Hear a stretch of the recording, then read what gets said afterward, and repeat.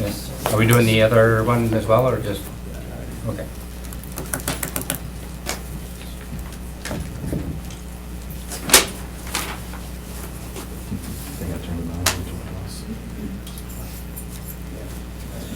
A little bipolar. Okay, the meeting for the Protection and Welfare Committee for Thursday, April 27th, in the year of our Lord 2017, in room 207 at City Hall, is now a little after 5, is now in session. I, the chair, Alder Scanlon present, Alder Dorf, Here. vice chair, Alder Galvin, Here. and Alder Zima, I expect will be toddling in any time now. I have not heard from him, so I'm assuming he's just running a little late. Take a motion to approve the agenda. So moved. Second.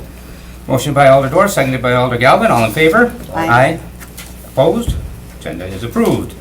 I'll take a motion to approve the minutes for April 10th, 2017 meeting. Motion approved. Second. Motion approved by Alder Galvin, seconded by Alder Dorf. All in favor? Aye. Opposed? The minutes of that meeting are approved. We are on to item 4, consideration with possible action on a request by the owners of Catch 22, 1699 East Mason Street, to hold an outdoor event on July 22nd, 2017. Staff. No objections. Concur, no objections. Thank you. Thank you. Any No, move to approve. Second. moved by Alder Dorf to approve, seconded by Alder Galvin. All in favor? Aye. Opposed? Okay, and that carries. And I should say that since we had to move our meeting from Monday to Thursday, everything we do here has to go to council for approval. We're just making recommendations. But everything we do today will not be at next Tuesday's council because we're having this meeting so late in the week. It will be the following, the 16th. So you'll have to wait for April 16th for the May. final, or May. Yeah, we're not gonna go a whole year. May 16th, for the final approval of what we decide here. Do we need to be present for that then? That's entirely up to you. Usually you shouldn't have any trouble, but you never know. Someone could pull it and want to discuss it, and it may not hurt to be there to help with that discussion, but generally, things go pretty smooth. Okay. So item number 4, we did approve that. Item number 5, consideration with possible action on a request by Green Bay Sports Service, Inc. to amend their license at 1265 Lombardi Avenue to include an area in the promenade. Staff? No objections. Concur. Promenade? What exactly? It's where people walk. Well, people walk, yeah, okay. They saunter. Move And to approve. move to approve? Move to approve. I'll second that. Motion by Alder Dorf to approve, seconded by Alder Galvin. All in favor? Aye. Opposed? Okay, May 16th. Item number 6, consideration with possible action on an application for a Class A liquor license by Sarama LLC at 1233 Veldt Avenue. Currently has beer only. Staff? No objections. Concur. Any- I have no questions. I guess my only concern would be that we have not been granting any of these licenses. Is it around the neighborhood? Or is it, Belt it's not really Avenue. downtown, is it right? Well, Veldt Avenue is right on the edge of the neighborhood. And again, I had asked for some guidance in the past, and we've gotten none. It seems to be a Right. hit or miss situation. And I imagine if we approve it now, it probably will be pulled later on in Well- council, but they can state their case there at Yeah. that time. Yep. Then I would move to approve it, and then if someone wants to pull it at council, we can talk about it more. I would second it. Okay. I believe this is, if I'm not mistaken, this is pretty far out on Veldt, isn't it? I'm not familiar with that. It's, Isn't it almost by, is that the one by military, or? No, not quite, that not far? quite, it's east of there. it's just It's more across from the old Alwyn Manufacturing. Oh, okay, Building. yep. all those pizza. Oh, okay, I did run the calls for service there in the last 6 months, if you'd like to know. okay. Anything of concern? No, and actually, they passed an alcohol compliance check on April 6th. Nothing of concern. So, If it's a restaurant, we usually do these. It's mostly the convenience stores that are, And that's what this is. This is a good. oh, I thought you said it was a whole. It's by. Oh, buy all these, okay, all right, okay, all right. Well, what are your wishes? You wanna Well, I move to approve. take Seconded. And he Okay, motion to seconded approve by Alder Dorf, seconded by Alder Galvin. Alder Zuma has now joined us. We're on item six. it. 6. Six. They are applying for a Class A liquor license. This is a convenience store out on Belt by Aldi's. No, all Aldi's, right, All those. Where's Aldo? Where's Waldo? Yeah, where's Waldo? So, we have a motion to approve, and it's been seconded. I know this has been an issue in the past. I don't know if there's any other discussion, or we should just, Is this the old U-Pump one, or? Yes.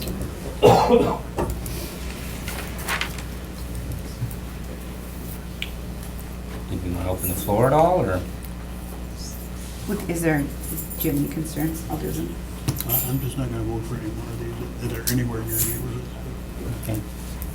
Well then, let's vote. All in favor? Aye. Opposed? No. No. So that passes 3-1. Alderman voting in the nay. Item number 7. Consideration with possible action on a request by Aardvark Wine Lounge, 304 Pine Street, to amend their liquor license to include outdoor seating serving in the city right-of-way previously discussed at the April 10th Protection and Welfare meetings.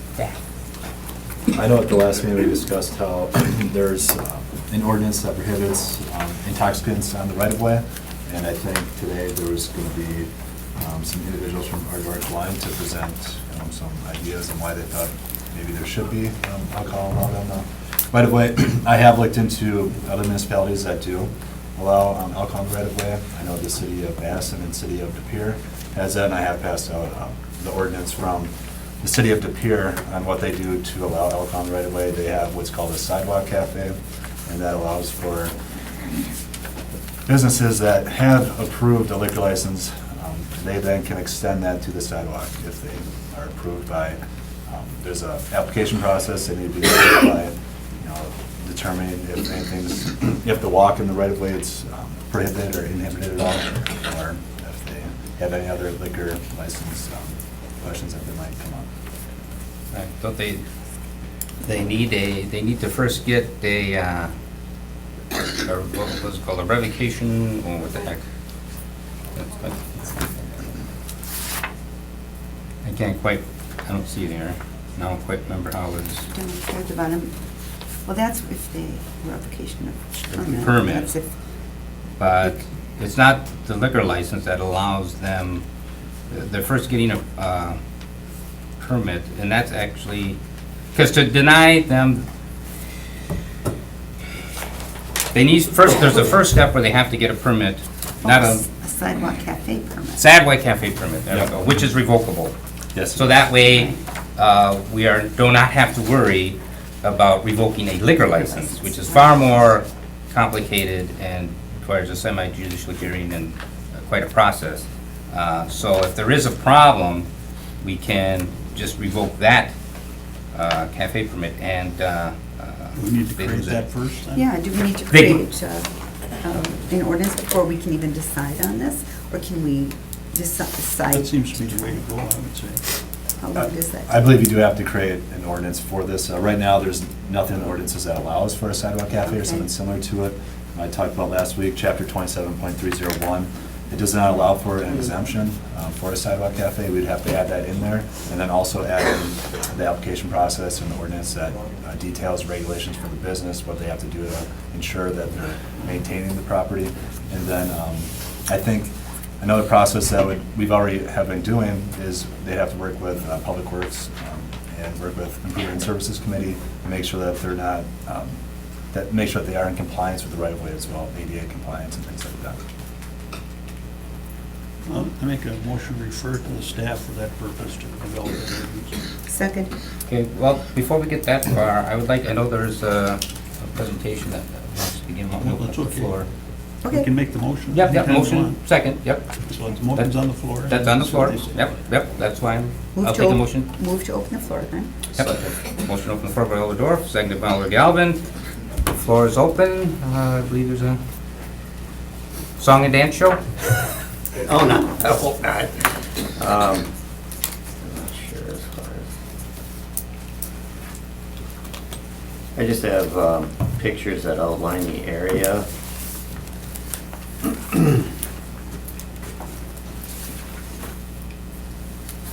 That we have, the police department has looked into the area. And I know that part of the agreement would be that there has to be adequate walking space.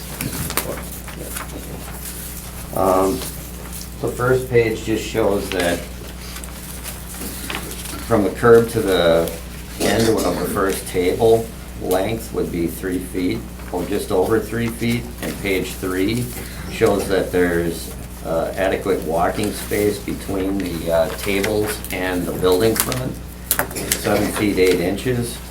So there's more than adequate walking space. We're not concerned about safety. It does not impact, as you already said, the Class B liquor license. It is only the open intoxicants ordinance. So we're really in favor of whatever has to take place, either an exemption to the business to allow it or a amendment to the ordinance to allow it. Or the passing of a sidewalk cafe like you're talking about. I met with the owner earlier this month, and we did do an addendum to their business security plan. I have copies of the business plan. I don't know that that's going to impact anything today. If you look at that, I don't see any changes there. Basically, we'll allow 5 to 6 outdoor tables and a total of about 10 chairs. So the area would be marked off. The owner's willing to do that, as well as meet with any other issues, have employee and staff that would watch over it. So from a police perspective, we don't see that there's any safety concerns that would impact doing something like this. So on the other hand, we don't see that it would open this up for any other businesses that are Class B liquor licenses to say, now we want it. I think that the reason we do the business plans and security plans is that it's not a one-size-fits-all. They have to show that their atmosphere is the type of business that could allow and contain something like this. And I think the owner has done that. And if there's any other questions, the owner is here, so she can answer those directly. Would you just back up a little bit, this last, the end of your remarks Yeah. has concern for me. If you just repeat that again. Uh, You said it wouldn't open the door for other people. Why wouldn't it? Well, because I think that's why we do business plans with each liquor license holder. And otherwise, there wouldn't be a need to do something like that. What we do is we look at the atmosphere, the way they're managing their business, the way that the amount of customers they allow in, their hours of opening and closing, number of staff on hand. Would there be other liquor licenses that could take advantage of this? Certainly, yes, but I think the large majority downtown, probably not. And if they feel like it's a potential, then we look at those on a case-by-case basis. So, And what are the reasons normally that we have not allowed alcohol out on the street? For fear of that could be passed off to a minor? potentially, I don't. Unruly, or what is it? I actually think that this is the first request we've ever had to do something like this that's been directed to the city to ask for an area like this. I don't know, at least since I've been in community policing downtown, that we have ever had a business approach us and ask to do this. Well, I can remember one, 3-4 years ago. Okay. I really feel, I'm not opposed to these folks doing this. And, I like the idea of having a sidewalk permit license that can be revoked if there's problems connected with it. But I think, I've never felt very strongly about this business plan. I don't think the police department should have any right at all to tell people how to run their business, other than to have an orderly shop. Yeah. Am I out of order? You're, no, go, finish. I'm just wondering what the, Just finish, please. You're good, you're good. I just, I'm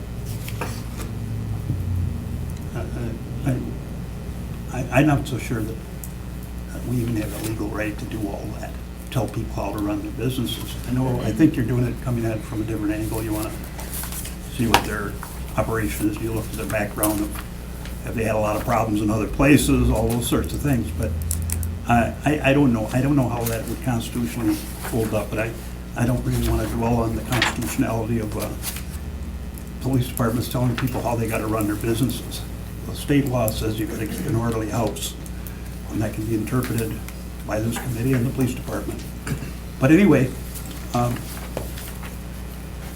I always felt that, they always said that, well, when you have outdoor things, we sometimes grant permits, sometimes we require them to have fencing, sometimes not, and it's usually for a short-term affair. But I felt when they opened the floodgates, when they allowed the On Broadway group to serve beer and flow it as it does, and people walking all over the street with beer in that festival-type atmosphere, I just felt, well, gee, these are folks that just want to serve a little glass of wine out in front of their business and make a pleasant place for them to stay. And I remember the Kegler's Club. They felt, well, if everybody else on Broadway is allowing it outside, couldn't they have something outside too? So I would think this would apply to them. Of course, they'd have to apply, and they'd have to measure and everything to see that things were right. But I do think how you treat one is how you have to treat another, by and large, except where there's reasons to differentiate. And there are at times. That's what this committee exists for, to determine what are the differentiating factors. And of course, I've been on here so long, I've seen attitudes go from one end of the spectrum to the other, and sometimes back. But nonetheless, that's the way we do things. But I was just concerned about your saying that you don't think it would open the door for anyone else. Why wouldn't it? If we're allowing it for one, why wouldn't we allow it for someone else who might have a similar idea?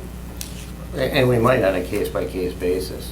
Okay, so you're not saying that it wouldn't open the door. It could open the I guess door. what I was saying was wouldn't allow everyone to be able to do it, because their security plan, business plan may not be the type of business that would be open to something like that, so. No. Security plan? Anybody can give you a security plan. Well, anyway, Well, I'm yeah. not opposed to this. I think we have to create the legislation to allow for it if we are going to make these decisions. So that's why I made the decision that has to refer to the staff. Anything else? No, not for me. Any other questions? Yeah, if we go with this, For Cafe. Officer Van Handel, No, I'm question? sorry. Okay, so Bill, did the owner wish to speak at all, or? That's fine, just, the floor is open, otherwise we'll close it. We'll refer to staff. Okay. All right, thank you. We'll close the floor. Move to return to regular business. Second? Motion by Elder Zimmer, second by Elder Dorf, all in favor? Aye. Opposed? Okay, the floor is now closed. It's up amongst us. Question, all together. yeah, so if we go with this cafe plan, what we're telling them is no tonight. Wait till we get this cafe ordinance in place. Is there Is any that what we're way saying? we can do an exception or anything, or how would, is there any way to expedite? There's really no way to make an exception tonight until the ordinance is approved. And how long will that take? Well, That could be the next meeting. I mean, it'd be up to, I think you'd have to come back to Protection and Welfare to review the ordinance. Does it have to go through 3 readings? I think that's what he's talking about. right. Yeah, I'm sorry. yeah. Well, I guess she's, But first it'd come staff, then back here, then to I guess my council. point is the They could- Aardvark they has could been take them in working the hard middle to of take summer. advantage of the warm weather climate. Yeah. And I just don't want to see this get lost in the shuffle, Mhm. and they get it approved right around the first snowfall, which could be in September or October, so. July. July. So I guess I'm wondering, how long do you think it would take for, the city attorney's office to get back to us? It's going to be on the next protection welfare. You think it'd be pretty easy? Yeah. Okay, all right. So then it could go to May 16th?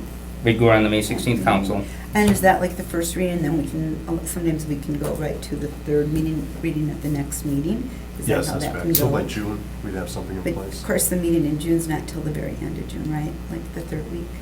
Yeah, and this would all pertain to whether or not you guys are agreeable to the language or you want to make amendments as well. But if it came to protection welfare at the next meeting, you could propose changes at that meeting. We could make the changes and still be ready for the next meeting as well. Council could also make changes at that Sure. meeting, and we still excel. It very well could be done in June. Okay, it still would be like middle of June, middle endish, but, all right. Does any of this adopt the state statute? I'm not aware of a state statute that outright prohibits any alcohol. Just a discipline of them. Yeah. And this is from the city of De Pere, what they do. Is there a state law against allowing it to be on the street? Oh, see, on the street, I believe it is. In the right of way or whatever it is? I'm not aware of one that's directly on point, but I think what is allowed by state is to allow for a municipality to increase the premises where you can serve alcohol in the right of way. That would have to be approved by protection welfare. So exactly what we're doing here. We can increase the premises for where the liquor license is allowed to serve. So, in the business, it can be increased out to the sidewalk to encompass the whole liquor license. That's what is allowable. Is that a way that we could expedite this without having to, and then put this in place just for future? There's no way to expedite it tonight because of our ordinance. Our ordinance does not allow alcohol in the right of way. We need to change our ordinance before we can allow anyone to do that. That's the reason why. So our law is actually, our local law is contrary to anything in the state then? Well, I don't believe there's anything in the state that outright prohibits alcohol in the right of way, but I believe our ordinance does prohibit it. And that's what we have in place right now, and that's what we have to base our decision off of. All right. Thank you. Anything else? Then we had the motion to refer this to staff to do an ordinance. It was seconded by Alder Dorf, made by Alder Zima. No further discussion. All in favor? Aye. Opposed? No. So this will go to staff. They'll get it to us for the next protection and welfare. And then that should end up on the May 16th council. And hopefully by the end of June, because it'll be an ordinance, so it has to go through 3 readings. End of June. Thank you. So- Thank you very much. I'm sorry, who? Alderperson Zima? There's you? Zima Yep, made yep, it, and I yep. seconded Okay, it. thank you. Yep.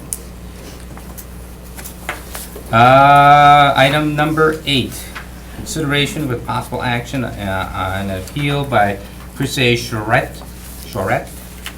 on behalf of his mother, Laverne Besaw, objecting to the decision that their dog was declared dangerous, previously discussed at the April 10th Protection and Welfare meeting. Staff, anything further that you wanted to add to this, or should we just go right to the? I think you go right into it. I would say at last meeting, I know we did hear from Mr. Charette, and I think that was stated in the minutes. You can always hear more information from him as well, or whoever he wants to call. And then I think we just allowed an opportunity for the police department to bring forward their reports today. Do we want to hear the staff report? Because that's what you're kind of waiting on last time. Right, and staff is here, so From Officer Should we hear Davis. that? Officer Mavis, if you, This is all. That's a good idea. Yep. Okay. Oh, I'm sorry, I think we might also have to swear in each person. Because we're doing Even- a hearing. Yeah, quasi-judicial hearing. oh, This is a quasi. Yes, it is. That is based on ordinance that I passed out here. Look at, I don't know if I ever, who does the swearing, damn it? thank you. I do, okay. So every time we know. have, somebody wants a liquor license or a bartender's license or, No, this is about the dog. Yeah. This is the dangerous dog one okay. That we held over. that we held over. Yeah, if you look at, It's not just a discussion, this is actually a quasi judicial hearing. that's correct, if you look at chapter 8.105, section E on the second page here. Says the Protection and Welfare Committee shall act as a quasi-judicial body. And then you're allowing the animal's owner an opportunity to present evidence as to why the animal should not be declared or prohibited a dangerous dog. Okay, well, let's begin. So, please state your name. Officer Mallory Mavis of the Green Bay Police Department. Do you hereby swear to tell the truth, the whole truth, and nothing but the truth? So help you the Almighty? Yes, I do. Okay, thank you. Will that work? Is that sufficient? That's sufficient.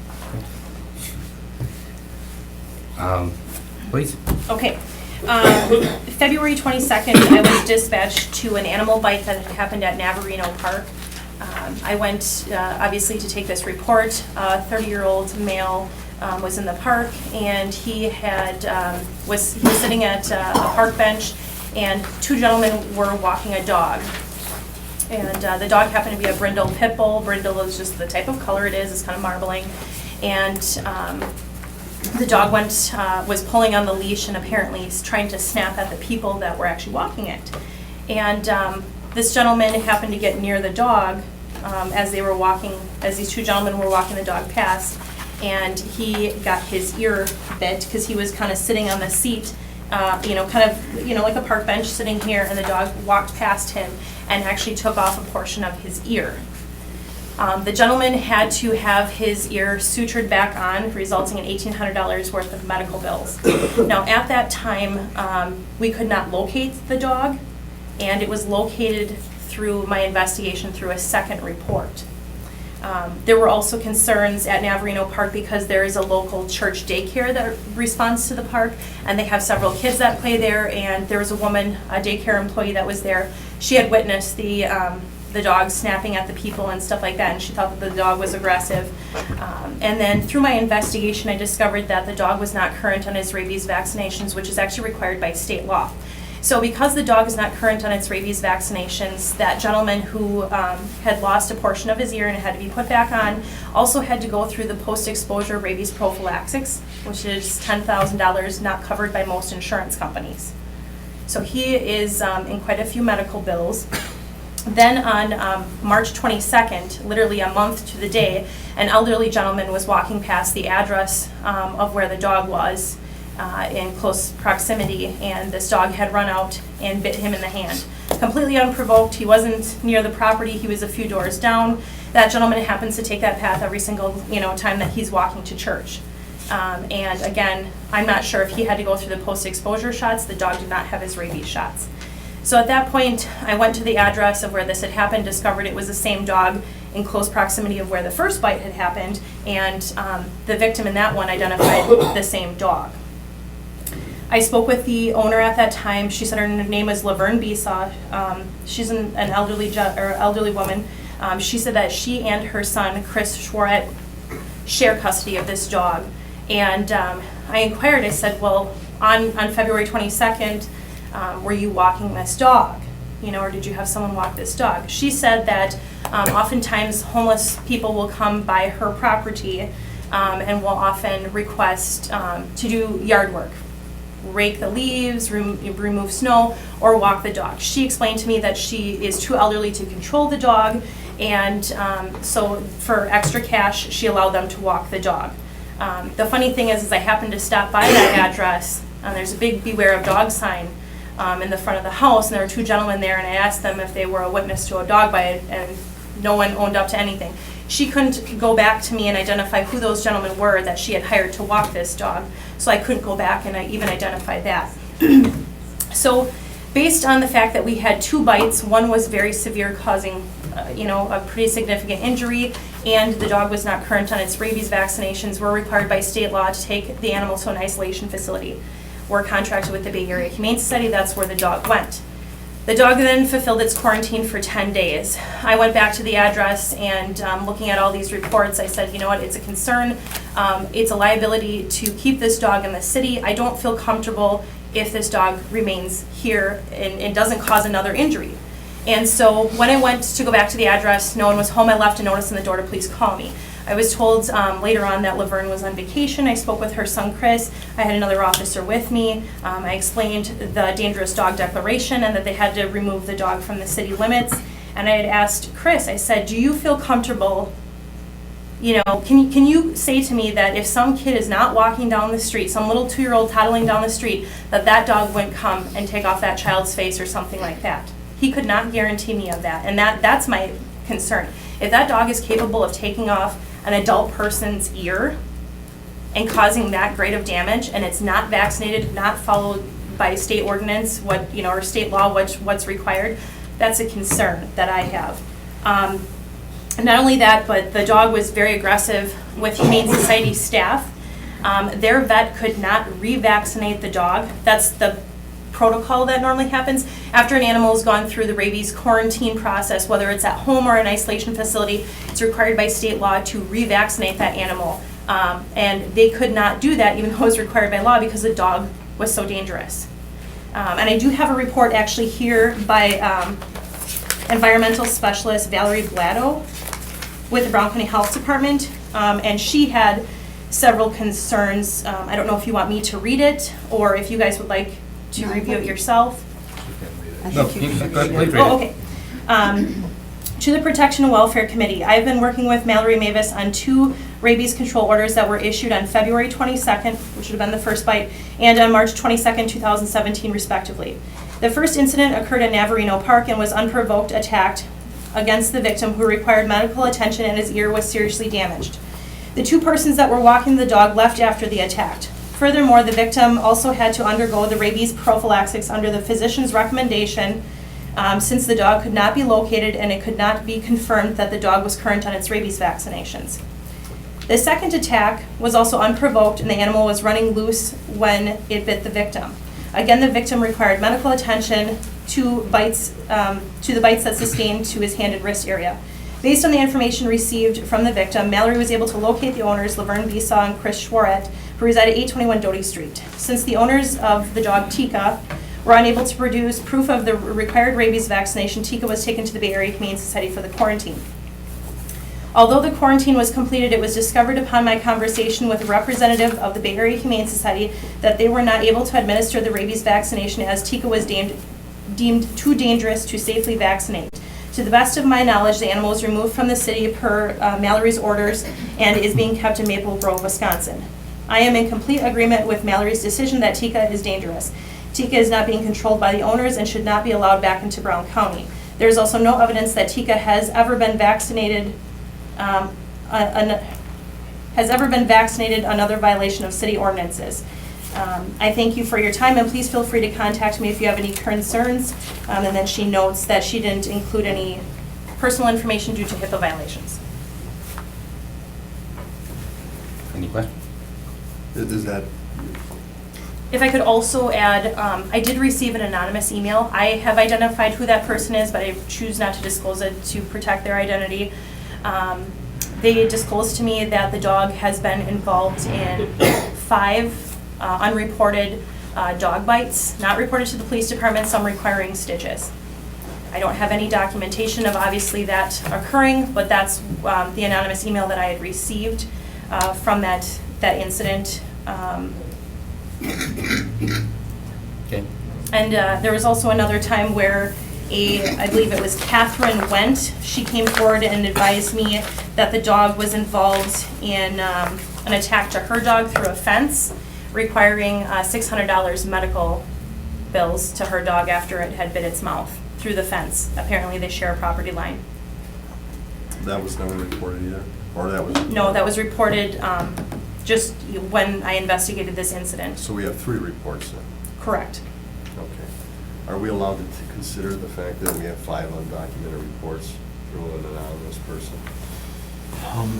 I have that person's information if you wish to see it, I just don't care to disclose it here. I'm just wondering if we can consider it, if it's Sure. technically not documented, there's no proof, it's just. Understand.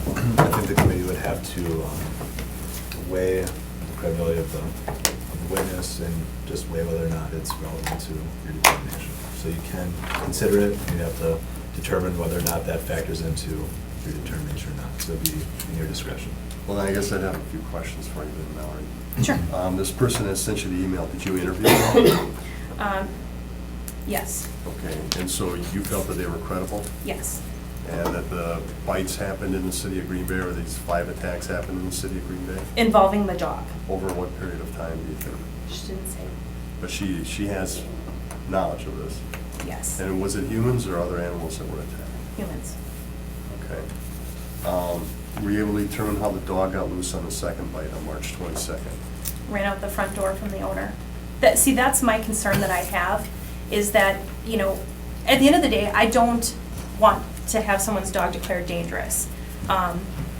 They assured me that fences would be put up and that kind of thing, but here's the same example.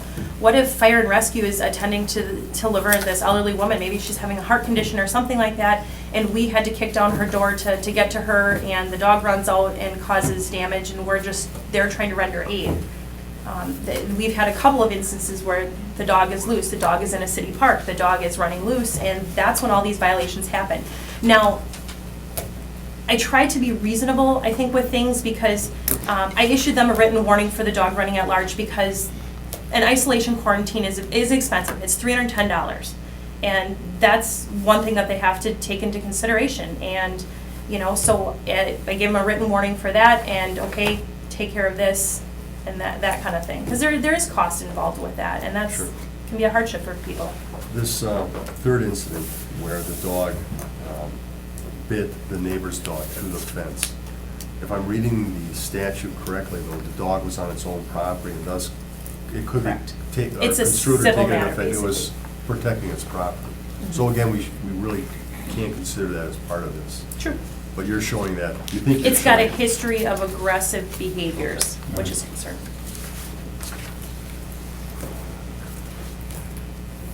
All right, I have nothing further, thank you. Anyone else? Yes.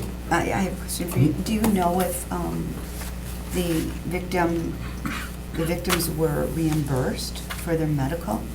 I am not aware of that. When I talked to Chris Schwartz, he said that he has homeowner's insurance.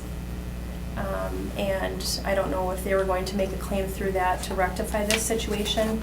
When I advised him that the dog either needed to be removed from the city limits or put down, he advised me that the dog was adopted through the Lakeshore Humane Society, which is in Manitowoc, and he's required to bring it back there. I did speak with the Lakeshore Humane Society director, I think her name was Tina, and she said the same thing. If they have an animal that comes back to them that has an aggressive history, they automatically put it down. It would not be adopted out. That brings up another question. Does Manitowoc have a history of how this dog came to be there, or its behavior while it was there? Did they notice any aggressiveness or anything else like that? No, And how old is the dog? I'm not sure.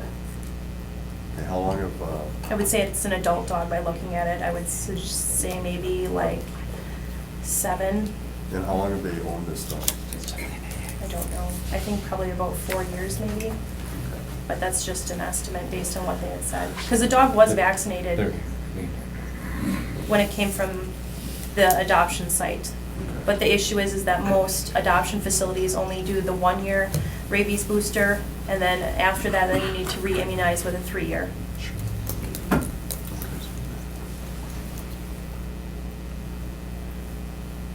Anything else? No, yes. Okay. Okay, thank you. Thank you. Now for, if the owner wants to speak, do they also need to be sworn in, or? Okay.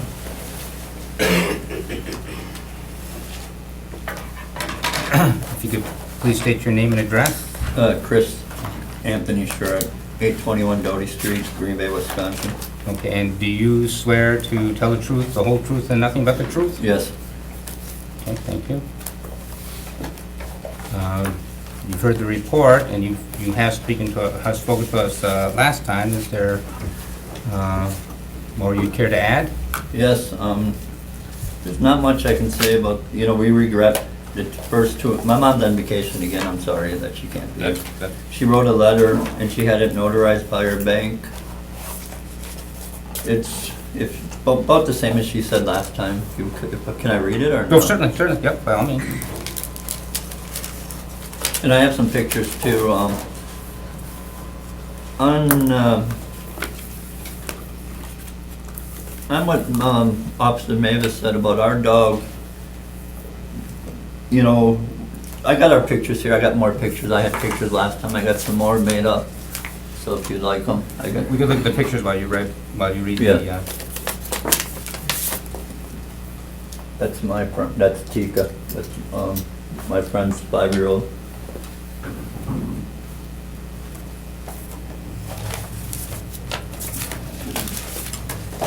Picture number 5 on there is going to be very important.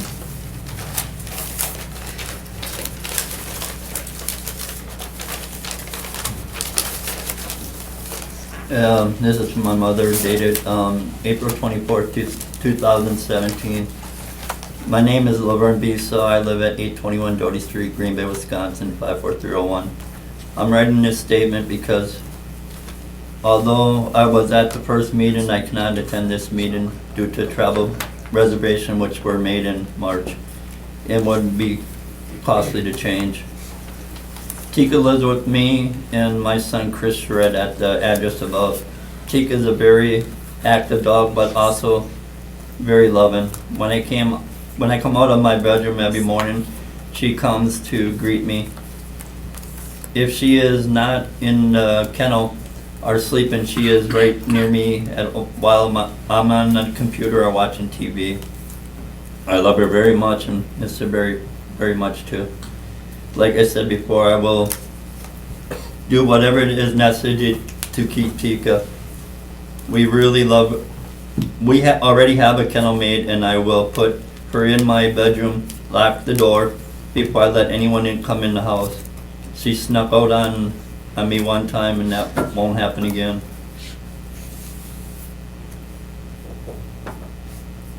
And then she just said there was one little misquotation. Officer Mevis mistook me when I said I didn't know the 2 men who walked Tika the day of the park incident. I said I didn't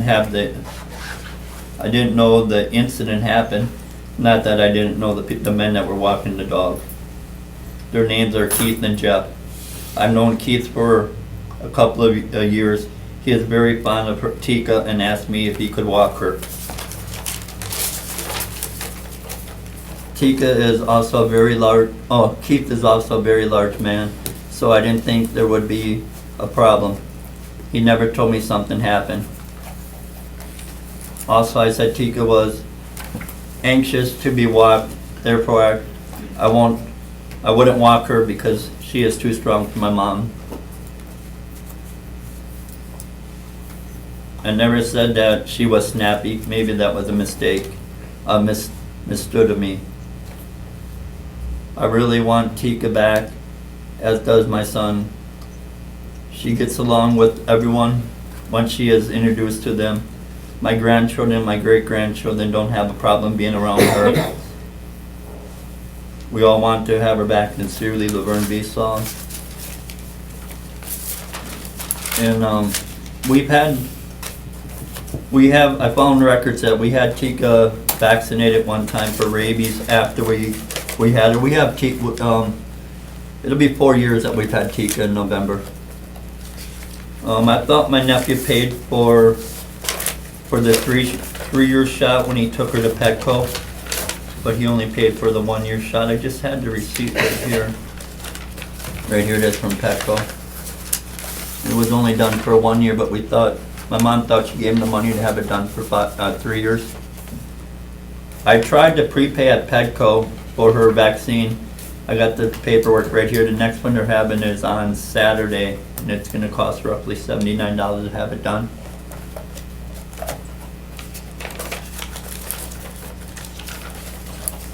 And I have put up a new fence. I think it's, let me find my pictures here. I put a fence up between our fence that divides the neighbor's yard and ours. It's picture 12 and 11. I've installed this fence, going this way around on the inside of our fence, so nothing can push in or out.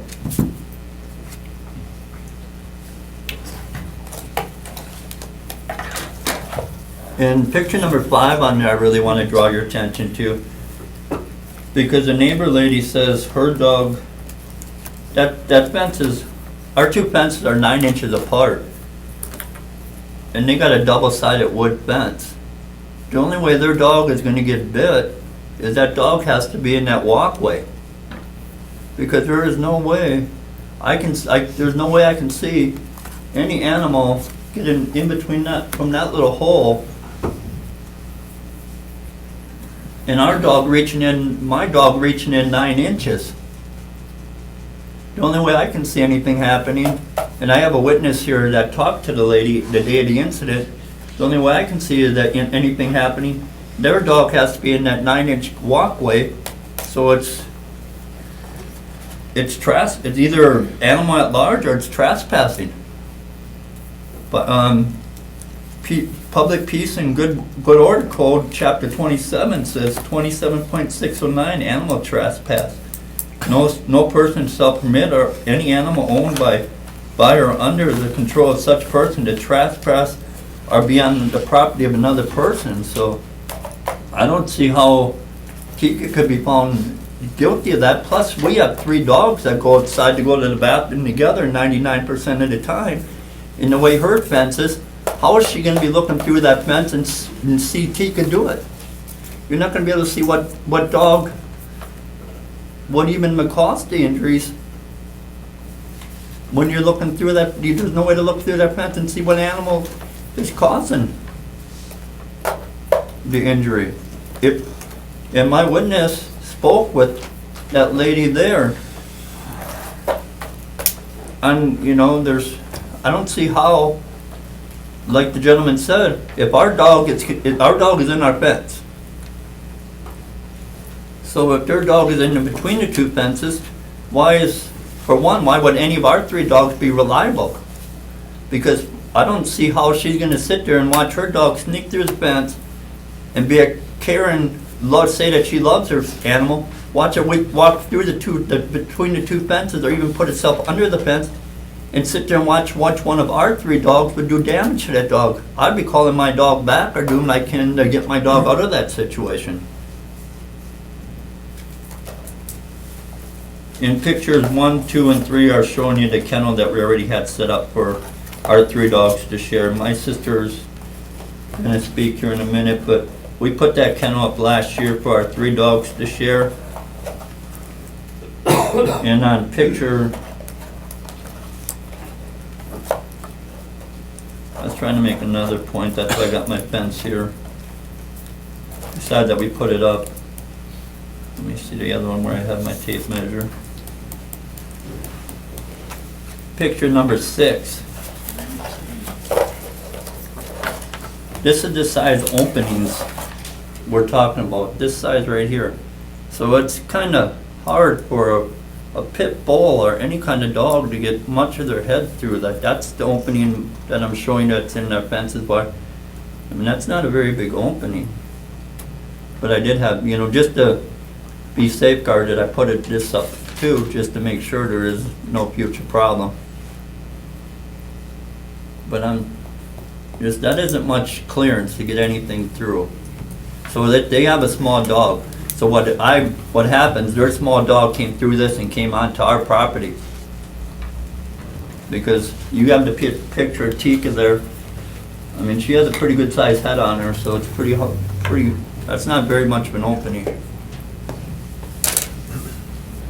And I do plan on keeping Tika, even if I have to keep her outside the city limits of Green Bay. I'm not trying to, I love Tika.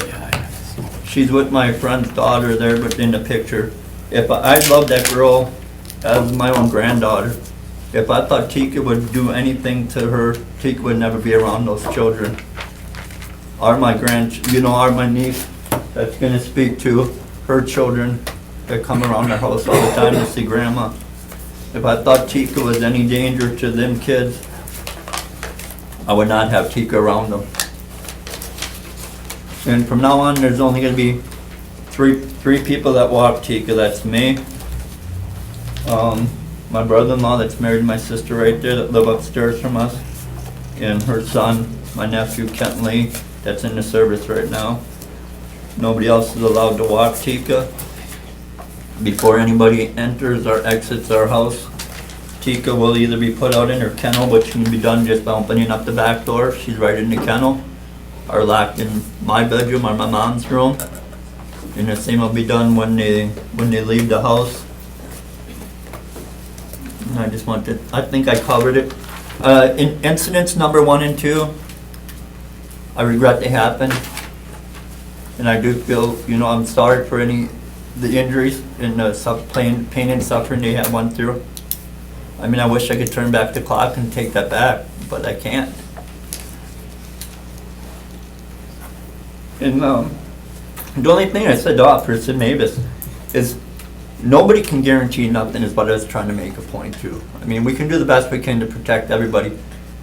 And I will, like I said, we're doing it as we can. We have put the fence up. We already had the kennel up.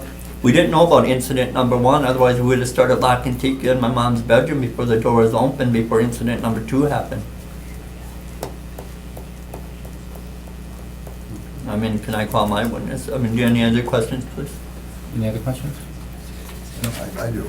Oh, okay, yep. You own 3 dogs? No, my sister, they have 2 that live upstairs from us. So there's 3 dogs on the premises. You were There's noti- 2 separate, pardon me, Yeah. I'm sorry. You keep speaking. Oh, I'm sorry. were you notified the day the dog bit your neighbor's dog? I was not home. The lady talked to my sister. The lady, also the police were never called for that? No, her and my sister handled that. I was not home, sir. That's why I can't really say much about that, because, I wasn't there to notify. And, that's all, that's all I was just trying to make sure I had all my notes down. I never let Tika run loose, and the gentleman that was bit at the park, he's pet Tika before when I've had Tika outside. Chris has pet Tika before, because Chris and I used to shoot baskets together and stuff like that. I know who he is. I mean, I still talk to Chris when I see him walk by my house. Like I said, I regret it happened. I personally apologize to Chris. I know Chris, and I personally apologize to Chris. I've known him since we moved in the house almost 18, maybe 19 years ago. And I did tell Officer Mavis that my mom was going to look into her homeowner's policy, because I think before we adopted Tika from the Manitowoc Humane Society, my mom did have to take a insurance policy out, I believe. And I did talk to the Humane Society in Manitowoc. Done all their paperwork. There's a new staff up there, and all their paperwork says Tika passed everything with flying colors. She's never showed any sign of aggression toward food, anybody, humans, other animals. They found Tika as a stray. The lady I talked to there never got me my paperwork. But she said that anybody could call them, that there was Tika's never showed any sign of aggression or anything. Oh, no, go ahead, another question. Officer Mavis reported that another resident has informed her that there were at least 5 other incidents with your dog. Not a resident, Same of Green Bay, right? So Yeah. Green Bay. Yeah. That reported at least 5 incidents involving your dog. Nobody, okay. So you're not aware of that? No. To the best of your knowledge? Yes, that's my knowledge. I'm not aware of it. The 3 incident reports I have right here are the 3 I understand. The 2, the fight at the park, the man that got nipped, and the dog incident. That's the only ones we ever have documented that I know anything about. If we could prove that there were 5 other incidents, would that change your opinion of your dog at all? If I read them and, yes. If you believe that it was your dog? If I believed it was, there's other burned up pits in our neighborhood, but yeah, if I believed it was her, I'd have to. Okay, thank you. Okay. Thank you. Anyone else who would like to speak to this? Yes, I would like to speak. Okay. I'm sorry that I spoke out earlier. No, you're fine, you're fine. Okay, please state your name and address. My name is Jessica Henderson. I live at 819 Bodie, and I work in community corrections in Green Bay. Okay, and do you swear to tell the truth, the whole truth, and nothing but the truth? So help me God. Okay, thank you. I would like to, I'm Laverne's daughter. I'm Chris's sister. I live upstairs. We've lived up there since 2011 in August. And we've worked really hard to get our house you know, I know that at a time there was residents that lived up there before in that address that were having issues with compliance and community, having police contact, and since my husband and I and our children moved up there, we've worked really hard at being good neighbors in our community, and I feel like we've done a really good job of that. And we do have 2 dogs ourselves. We have a fawn colored boxer, he's 2, and then we have a black and white pit bull, and he is 4. And we got Dominic, our pit bull, right after they got Tika, and at that time we had an elderly boxer, and they all have always got along with Tika. She is pretty rambunctious. She has a lot of energy, but I've never personally seen her bite anyone, or we share a back door, we share a yard, we share a house, basically. I live upstairs for my mother, she knows when I get a new lamp.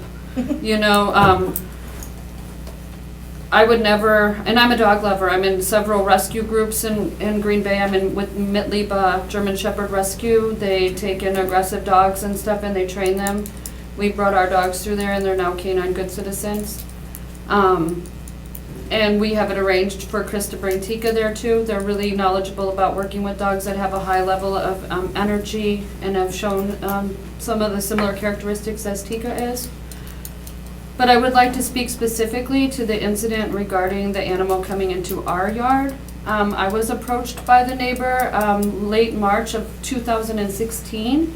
I was coming home from work and she asked me, she said that she had an issue, and I said, sure, you know, what's the problem? And she said that our dog got into her yard and bit her chihuahua. She did not specify which dog it was, she just said one of our dogs. And I said, well, you can come in the backyard and we can look at the fence. And I was very open and honest with her. We showed her both of the fences at that time. And at that time, she had a loose board on the wood fence that's actually hers. But I brought her back there. All 3 dogs were back there, by the way, at this time. They were in their separate kennel thing because we were planting new grass in the big yard. I showed her the fence and I said, there's absolutely no way that our 60-something pound dogs could get through this little tiny square into your yard. If your dog got into our yard, it's very unfortunate, and I'm sorry if it got injured. And I offered to pay the vet bills. I asked her where she had brought the dog, and she said that she had brought it to Gentle Vet over on University. And I said, that's where we go to the vet. That's where my dogs go to the vet. And I offered to help her, you know, and I expressed a lot of regret. She had at that point said the dog had got a tear on its lip, and it was $200 and some. And I offered at that point, I was like, I can't, you know, guarantee that my dog didn't cause an injury if your dog came through my fence, because that's what dogs do. You know, if a dog comes into another dog's territory, dogs will react. You know, that's just what dogs do. And nothing else was ever said about it until this. And, you know, obviously, we all know Chris in the neighborhood. You know, my mom has lived there since, I think, 1995 or 96, you know, so we know everybody in the neighborhood. We've tried to be very good neighbors to these individuals. That we do share a property line in the back. They have a bigger yard, and it does abut. And like my brother said, he's even made extra precautions to ensure that even if her dog were to get through her fence, that it couldn't get into our yard again. I feel like that, you know, they both, obviously, I regret that happened too, as a family member, you know, and as a community member. I wouldn't want my child just got bit a long time ago by a dog, and we had to actually go through rabies protocol too. I would never want anybody else to go through that. You know, but we are willing to help my mom and my brother to keep the dog, to work with the dog, with everything that we've learned through training our dogs for canine good citizens. I think that if that was decided and to allow, and I just wanted to speak to one more thing, and in all due respect, Officer Mavis, I do know the person who I'm pretty sure I know the person who gave the report. I'm pretty sure that the anonymous tip came from my daughter-in-law, Brianne. And she's been dating my son for 6 years, and I genuinely like her, but I genuinely would not I would not necessarily believe every word that comes out of her mouth because it's very, she was talking to one of the Humane Society employees, Megan Sulsky, who works at the Humane Society, and they were talking back and forth to each other on Facebook. Megan said Tika's acting crazy in the kennel because she was nervous in the kennel at the Humane Society, like I think the majority of dogs would. It's a very scary experience for a dog too. And she was talking to my daughter-in-law. My daughter-in-law said, yeah, Tika's been aggressive before, she's kind of crazy or something, and that's where that report, I believe, came from. And I would not believe that. I would not believe that report because I've seen Tika every single day since November, I think 11th or something like that, November 28th, my anniversary of 2013. I was actually with Chris when we went to the Humane Society in Manitowoc and helped pick her up. He had just lost his other dog. His other dog was 14. We've had dogs for a long time, you know, and we want to keep our community safe, you know. I would never personally suggest that they would keep a dog if I have kids, I have grandchildren, I have other dogs, you know, myself personally that are right there, I would never. And like I said, I work in community corrections, I work with Chapter 980 sex offenders, I know what dangerous people can be. I would not suggest that, you know, a dangerous dog be at my property that I share with them too. So, thank you for hearing me, I appreciate it. Any questions? Oh, sure. No one else does. Well, Alder Zima? All the discussion has been about conflict with neighboring dogs and that. The officer spoke about dog bites to humans. Yeah. And where an ear came off, and part of an ear came off, et cetera. And really, you haven't talked about any of that. And, you know, it's just dogs fighting with dogs. You know, I'm not so concerned about that. Although it can be serious, I guess, but I know I had a dog that grabbed a poodle and shook it like crazy because thought it was a rabbit or something. Yep. I ended up with, these are the old days when going to the vet was, you know, $50. But, Not 500 or 5,000 Yeah. like it is now. and, so, but, you know, there's been, I see that you've put in your backyard and you've put in safety precautions and that, but, you know, the case seems kind of overwhelming about the animal going as far as take part of an ear off of a human being. I don't know, it was a taller person to jump up that high and grab somebody's ear, or was somebody down on their hands and knees. I don't know what happened, but do you have any knowledge of it? Well, I do not have any knowledge of that except for what Officer Mavis had said that was reported that he was sitting on a park bench. And please correct me if I'm wrong, I'm sorry. It's not trying to speak for you. That apparently the issue with the guy's ear was he was sitting on a park bench and the dog was gonna jumping and nip the dog's, well, obviously bit the dog's ear, and nobody's trying to deny that happened. We just can't really say nothing about it because we we weren't weren't there. You know, the only But thing I it said, bit a human's ear though, right? yes, and I Yes, regret a human. that. The only time I've ever seen Tika be aggressive is if somebody's doing, oh. Okay. We want to do one at a time so we don't Okay, get too, you I know. was just Well, I gonna just- No, say. no, I understand you want to I- speak, and I No, appreciate you that, want but to keep it you'll get your dog. chance. Sorry. She hasn't been sworn. You know, Oh, I'm that's sorry. fine. it's a little bit overwhelming. You know, we have compassion for everybody, and I can see there's great love for the animal, et cetera, but, you know, when you get an overwhelming case of, you know, where damage has been done to a human being, pretty serious damage. Alder Zima, do you have a question? Well, I just wonder if they had any insights into that. I would like to hear more about that rather than whose dog got through which fence. The only thing we did was worry about on the report. That's all we ever Because we were not known about there. it. I talked to Chris about it, and he just says he doesn't want to talk about the issue. That I've known he tried to pet my dog before when I've had Tika, so I don't know if he thought he could pet So me. it was a neighbor who got bit? Yes, yes. And that's the incident that happened at the park, the one where the individual was walking down the street, the dog busted out the door, and my mom. And for some reason, that person got bit. I was not home, I work in the days. But the gentleman that got bit at the park, he's pet Tika before when I've had Tika outside or when I had Tika on a leash. Chris has come down and pet Tika before when she's with me, and then, so I don't know. But I'm not trying to This person blame lives him. next door, or? He lived over kind of, that's the same lady that his grandma's the one who reported the dog bite. So we share backyards, so it's like go 3 houses this way and 3 houses around the corner. So you've known each other for a long time? Since I moved in, yes. That gentleman, yes, I have known since I played basketball with him. We know we go to park and, Did you see the injury? yes, he showed it to me. I mean, they did a really good job putting it back. All I can say is that they did a good job putting it back together. I apologized to him. I told him I regret it ever happened, and that's all he'll talk, that's all he says. See, He's still friendly with you? Yeah, we still talk. How does he feel about you keeping the dog? He hasn't said nothing.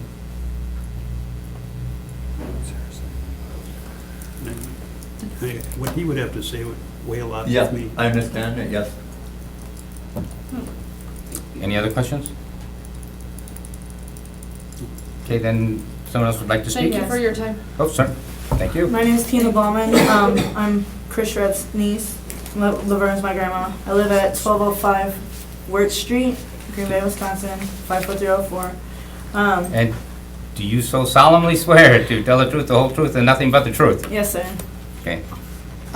Okay, I've been around Tika for the time that they've had him. I have 4 children, 11, 10, 5, and 2. They are all around her. She's never been aggressive to any of my kids. My 5-year-old actually got bit by a dog, and you would think he would be scared of a dog, but I mean, she's not aggressive. They're not afraid of him. And I've also been through 30-hour pet training course on corrective behaviors. I was explaining to my grandma how a corrective collar might help as far as in like invisible fencing for like her front door. So that way it would prevent all of that from her being able to even charge out the door. You know what I mean? That would just knock that all off. And also, I don't see how, like they said about the backyard, but I mean, with the boy in his ear, I don't see how he could have gotten bit. Like sitting down even, I mean, Tika's a short dog. It's not like she's tall, a German Shepherd. You know what I mean? Like, she couldn't have really jumped that high to bite him. And I think, like, what I was going to say before when I interrupted, sorry. That's right. Unless that he was being, like, aggressive towards her with, like, physical hand play or, you know, using his hands as toys or, do you know what I mean? Like, ruffling her. Or, I don't see how she would have got aggressive with him. I don't see it. We don't know Tika like that. She's feisty as far as in when she's ready to go for a walk, she does pull. That's any dog. I have 2 dogs myself. They do that. You know? And it is on my uncle's part that he didn't get the vaccines up to date, but they have made arrangements and done everything they have. I mean, they've shown every motive, you know, to try to help better the situation, and they are sorry that people did get bit. They can, you know, prevent it from happening. Tika can get trained and be better. Any questions? Sure, how high is Tika? Put your hand up off the ground. That's how high her head is? So if one of these gentlemen, like that man with the tie, if Tika was to walk by him, you don't think Tika could jump out and get his ear? I mean, not Have like, you seen how high dogs can jump? yeah, I have, yes. So you don't think he could jump up high enough to reach his But ear? wouldn't you block? I mean, and they're not. We're not talking about self-defense against dog attacks. We're talking about, is the dog capable of attacking? I mean, it's a human being? possibility, yes. Okay. What about the other gentleman that was walking by on the sidewalk? Yeah, that's unfortunate. I wasn't there either, but Okay. Can you guarantee us 100% that that dog will never attack another human being? nobody can guarantee a Okay. dog will never attack All right. any dog. All right, thank you. Yeah. Anything else? Do you mind if I? Yeah, oh, yes, I was going to. Oh, But anything else you care to add, or? We Okay, thank talked you. about a visible fence Hmm. and the collar that if they go anywhere near it, they're gonna get an electrical shock, so I mean, it's like not even anything near like what a stun gun would be, but it's I mean, a that keeps them jolt. from leaving the property. Right. And you haven't done that yet. Well, it's not my dog, but Well, I understand, right, your family. right. I mean, if it was my dog, I would have done that. We take very good care of our dogs that we do have, but I'm just telling my grandmother that there's other options that she can have to make sure that Tika doesn't charge the door or run past her.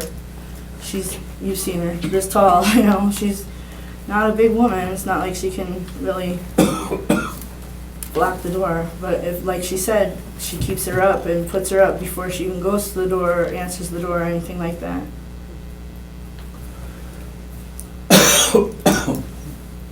Thank you very much. Thank you. Okay. Oh, yes, please. Sorry. Thank you. Officer Mavis. I actually have a video of the dog. I thought you guys might want to watch. This is while she was at the Humane Society on quarantine.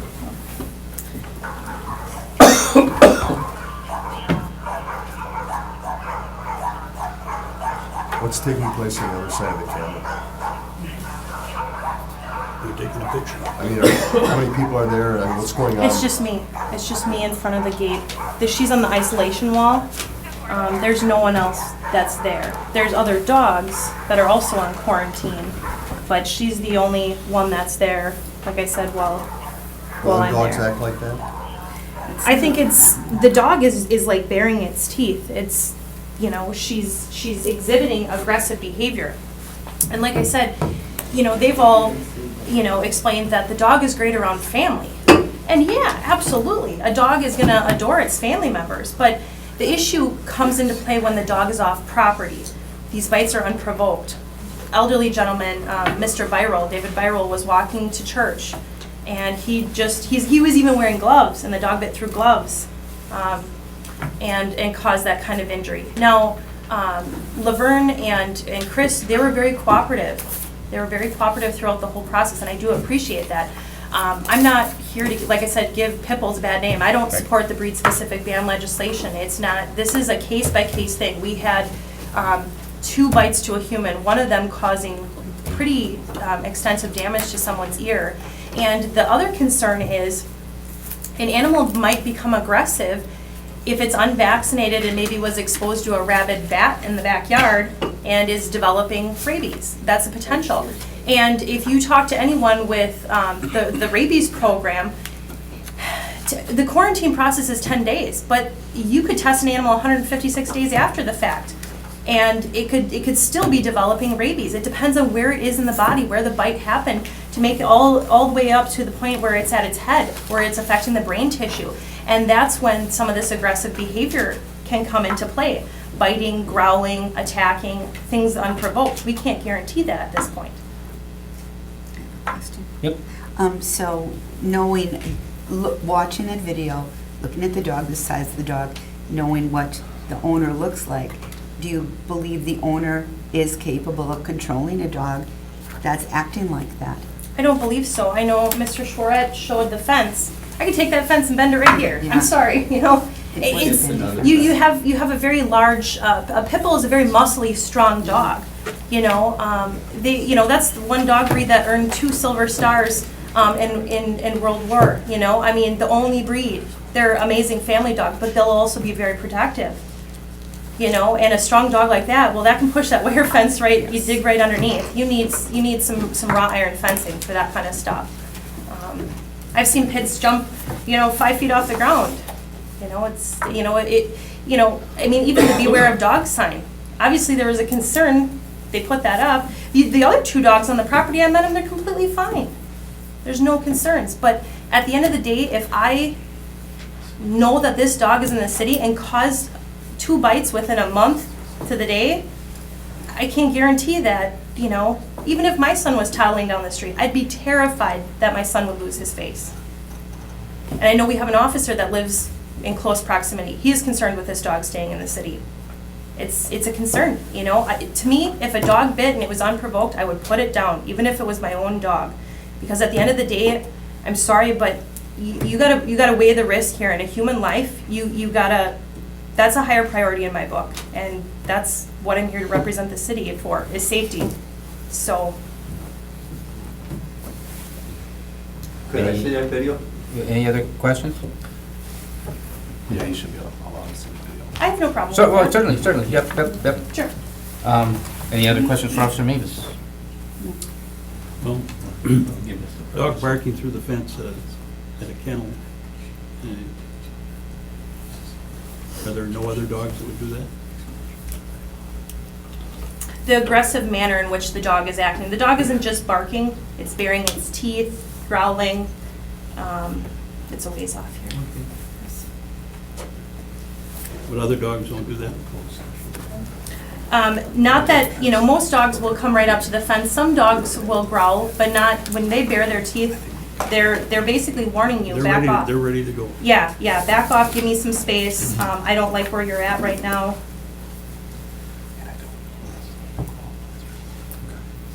We're working on it, not working.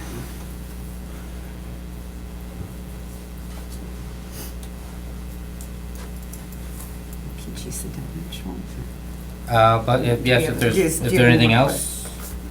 I have nothing further, I'm just trying to find a Okay, well video then for you him. Okay. could certainly show Thank him you. and, yep. I'll show you in just a minute. Take a motion to close. Anyone else wishing to speak on this before? Well, the only thing I would like to say is when I went to pick up Tika, every dog I walked through past 5 cages to get to Tika and put her on her leash. Let me watch this video, but every dog was right up against every dog was right up against the cage and was growling at me just like she's doing right there. As soon as I said to her, I wish I'd have made a video when I got, all I had to do was say to her, hey Tika, let's go home. She went right down and mellowed right out. Yeah, thank you. She was like that when I adopted her, that's the same attitude she had. They said the only thing that she does not like a cage when I got her from the Manitowoc Humane Society. That's the same way she acted when I got her from there. And as soon as you talk to her, or you get her out of that cage in a little room, she's perfectly fine.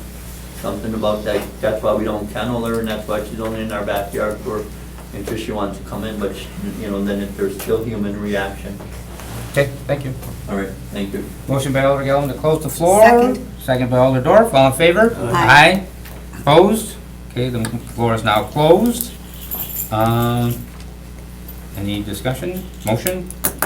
Or, it's not a motion, we do a, You do a findings of fact, Findings of conclusions fact. of law, and we can enter that into the record tonight instead of doing a report. So findings of fact and conclusions of law will be in the minutes and then up to the approval of the council.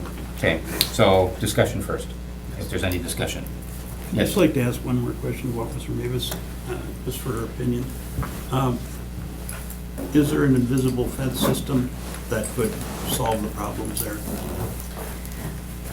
My issue with an invisible fence, I think anyone who's had an invisible fence knows that the dog gets one shock and it can keep on running. One corrective shock with a shock collar. They're great if the dog respects the boundaries of the wireless fence or the underground fencing. But, you get one shock and it knows, oh, I only got one shock. It does not continue to keep shocking the animal. And so most dogs will sometimes just run out and keep on going, and that's where that ends. I'm not a fan of it. So they don't work 100%? No, they don't. Correct. Thank you. Well, Okay. any discussion? No, I just was writing down some facts. Well, then, we would vote, before we do the findings of fact, we have to decide what our findings of facts are going to be. Would that be in the form of a motion? I think in discussion right now, you could decide what your findings of fact and conclusions So- of law would be, and then you could So- have a motion. All right, is our finding of facts that the dog is dangerous and needs to be removed from the city? Well, I think we Well, I first think- have to yeah. have a finding of fact that the dog did indeed Like attack two Two individuals. individuals and their police reports on it. And that there's police reports to document that. So that'd be the first one. 2 documented bites in the city of Green Bay by the dog. Another finding of fact that it fits the definition of dangerous dog as our city ordinance states. Okay, I think what you do in the findings of fact is you would just state that our ordinances does have an ordinance 8.105 that includes the definition of a dangerous dog and what that is. It describes it. That if you do believe that it is dangerous or not, your conclusions of law would reflect the facts. So that would be the dates. conclusion that it fit the definition. Yep. fact would be that we have Yep. an ordinance that describes it. Yep. We have an Right. ordinance You're gonna that be able to we put these all together? Yeah, I think Alderman Scannell will be able to do that too. I barely made it through swearing in. So I Alright, think so- what I'd recommend to do is you would lay out the dates and the incidents that happened, try and talk about, I guess, what happened in those dates, the dog, maybe the dog owner, then talk about what the ordinance actually says, that being the findings of fact, and then your conclusions of law. You would say whether or not you believe, based on those facts, like the first incident or the second incident, whether or not that meets the definition of the dangerous dog, yes or no, if it's dangerous or not, and then your conclusion would be whether or not it is declared a dangerous dog. And then we'd vote on that. Yep. Okay. Well, then I guess our first finding of fact is that we have an ordinance 8.105 that defines dangerous dogs. That second finding of fact would be that on February 22nd? February the 22nd at Navarino Park, an individual was attacked by this dog and had his ear bitten off, had to be surgically reattached. Another finding of fact is that on March 22nd, the dog did escape its home and bite an individual several yards down from the house. On the public sidewalk. On the public sidewalk. And that, according to statute, or ordinance 8.105,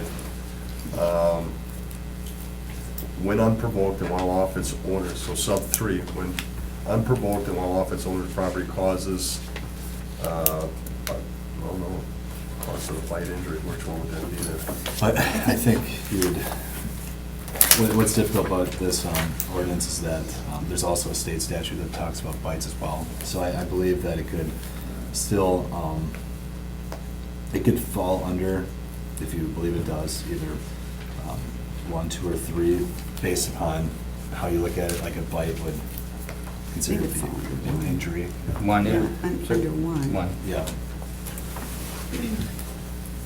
I think. So without provocation, while not under the control of its owner, chases, confronts, or approaches a person in a menacing fashion while off its owner's property, it's clear the dog is not merely being protective in a particular set of circumstances. Even though it doesn't go up to and include the bite, it did all of those other things. Because bite isn't in here. There's none of these say bite. Yeah, and that's because there's a state statute that. That covers the bite part. But it does clearly, number Right. one, it is So, number one. yeah, so the fact is it violated 8.105 sub 1. Okay. I think that's all we need though. Yeah, and then I think so you went through the findings of fact right there, and I think I would just clarify what your conclusions of law is for, Okay. I think we use. Conclusion of law. Is that without provocation, while not under the control of its owner, chases, confronted, or approached a person in a menacing fashion while off its owner's property. And it's clear that the dog is not merely being protective in a particular set of circumstances. Okay. And then I guess you then would decide if you're, based on that, your last conclusion of law would be, is it going to be declared dangerous, or I guess you would make it, you would say it is declared dangerous, and then you would make a motion and vote on that. I guess the conclusion would be based on that it is dangerous. And I make a motion that it be declared dangerous. Is there a second? Second. Okay, so I thought we had a vote on we will. the facts first. We'll vote on the Vote on the facts. facts. There's a question with the facts? I don't think there's anything I- questionable about the facts. Well, I thought you said we had established that first. And that's what I meant We by have to that. agree on But- that. We have to agree on that, right? Well, I mean, if you'd like to add facts, I guess you could. Is there anything you'd like to add? Or subtract? Just that the evidence shows that there probably isn't another way to resolve the problem outside of removing the dog. Okay. And that could be just amended to the findings of fact. Okay. That would be good. And so there was a motion stating the facts, which I appreciate, thank you very much. Lovely note taker. And second, the motion and second by Aldorf. Any other, I would just say, this is very tough. Obviously, you love the dog and the dog loves you, but you do have to be concerned with the public safety, and I do see this as a concern. If someone even came, emergency personnel came on the property or somebody else, it's risky. And it's unfortunate, very, very, very unfortunate, but I agree, and all in favor? Aye. Opposed? So the dog is declared dangerous. So this will have to be approved by council. No. Well, it still has to be approved by council. Yes. And, I thought this was yeah, but- quasi-judicial, yeah. Yep, and that has to be approved by council, and then also in our, I'd just like to add that the ordinance does say that pending the outcome and the approval by the council, that the dog does have to be out of the city, yeah. Okay. So they have until that time. So this will come to council May 16th, and you may then again speak to the council. We have a meeting next week. We do, but, We're oh, at the you weren't here time. for that. Because we've moved so late in the week, we will not be able to be on next council's agenda. So what we do today will be on May 16th's agenda. So May 16th, this will come before the council, and you can certainly speak before the whole council if you so wish. Does she still need to stay at City Green Bay until then? Yeah, yes. Okay, just asking, just so I don't. Right, yes, bother you. yes, that's a good question, thank I just you. want to make sure I don't get, you know, ever in If trouble. the dog still has to remain outside. Yep, yep, yep. Okay, I just want to make sure, yep, thank you, sorry, thank you. it's all right. I think I'll get a lawyer this time. Well, No, it's gone. But I'm gonna keep her though. Thank you though for your time. Item number 8. No, we just did 8. Just, We're done. Just Item, one thing, yep. why can't this report, we can't, can we send any of it forward? Like earlier, we had the liquor license thing, that just drags it out. Well, the liquor Starting in license, June, but you know, the, we've only got one meeting a month. yeah, but the liquor license, we sent to staff, and they have to come back for our next Right. meeting for that anyway, so that would not be on our next agenda anyway, even if we could do it. The issue just And, deals with the timing of getting all the council I documents. know, we've had prepared. meetings on Thursdays before that are on their way into the packet, this is the first time I've ever heard of this. And the determination was made that, We have meetings in the county on Thursdays. I think the determination was made that with the clerk's office, and, you know, I think they get most of the documents and the agenda pretty much put out today, and it's printed Friday morning, that we would have to have our staff here basically till midnight working, and that's not something we want to put on our staff. okay. Item number 9. Consideration with possible action on request by Alder Nennig on behalf of Dave Nichols, owner of Nick's Bar and Grill, to discuss his concerns regarding liquor licenses and city procedures. Anything staff for, you know, I think we just need to open the, Yeah. just open the floor. Move to open the floor. Second. Motion by Alder Dorf to open, second by Alder Galvin, all in favor? Aye. Good. Evening, folks. Good evening. I'm Dave Nichols, 3036 Northwood Road, Swamico, Wisconsin. I realize some of these issues that I've laid before you might make scratch your head and make you go, is this guy kind of off balance a little bit? But I think there's some inequities in our system that need to be addressed. And contrary to popular opinion, I am not an anti-police guy. When I was on the council with everyone, I voted for the best computer systems, the best ammunition systems, the best things to give our police the opportunity to do what they needed to get done. So I'm a police officer, and I have a family member who's an officer in Milwaukee, actually on the line. Through these, I don't expect these requests to be taken care of tonight, but I'm looking for some direction and some clarity, and maybe work towards some type of resolution on the issues. I don't know how you'd like to do this, Mr. Chairman. Taking what, you want to read one? You want me to just start number 1, or how would you like to handle it? Well, I would say this is at your request, so how, if Okay, I'd just like go to right down just- the list? Sure, or- let's go down the list. Yeah, First of all, did the committee get the report that I requested from the police department? Did they submit that? I think the direction that the way I looked at this was, it was up to the committee to determine whether or not they would approve this, but I also Oh. looking at number 1, I think that could also be a public record, an open records request, he could always do that on his own as well. Let me give you a little light on number one. A little less than 2 years ago, I believe it was, I had Officer Francois come into my bar, Nick's Bar, and tell my bar manager, Sarah Wolf, that he helped close, I helped close your boss at the press box, and I'm gonna close your boss down here. Now, I have Sarah Wolf that can testify. I've got 2 or 3 other people that he said it to through the course of a couple months, and that's when a lot of this stuff started. I felt strongly enough about that situation to go down to the police department and fill out the form that says, I feel I'm being treated unjustly, I don't believe this officer's acting in the best interest of me or the city or anyone else. I filled the whole thing out and I submitted it. Now, Mr. Lieutenant Wesley, who was with Internal Affairs, was a very responsive guy, or talked responsive. He said he'd get into it and he would figure, Internal Affairs would look through it.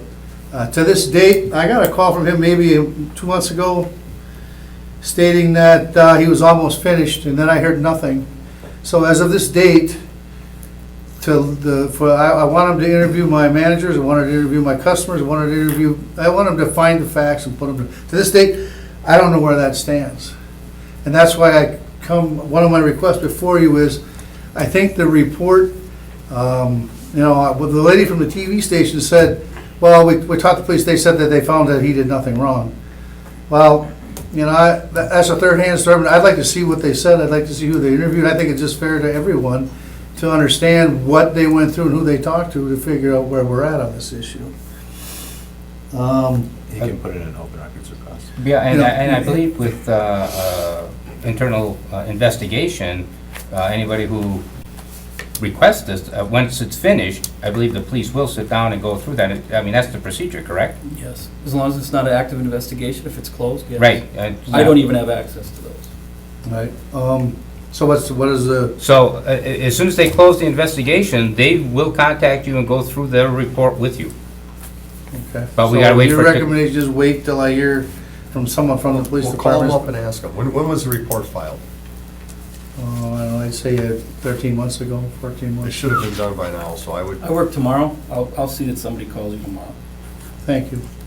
To give an example of where that's at while it was sitting there, the recent protest I did at my bar, I realize it's an unsavory thing to do. However, my bartender was cleaning the bar, but she had and this is gray area, and I'm not going to do it here, but there was a bottle of beer in the bar, but she was there alone. The officer came in, gave her a warning,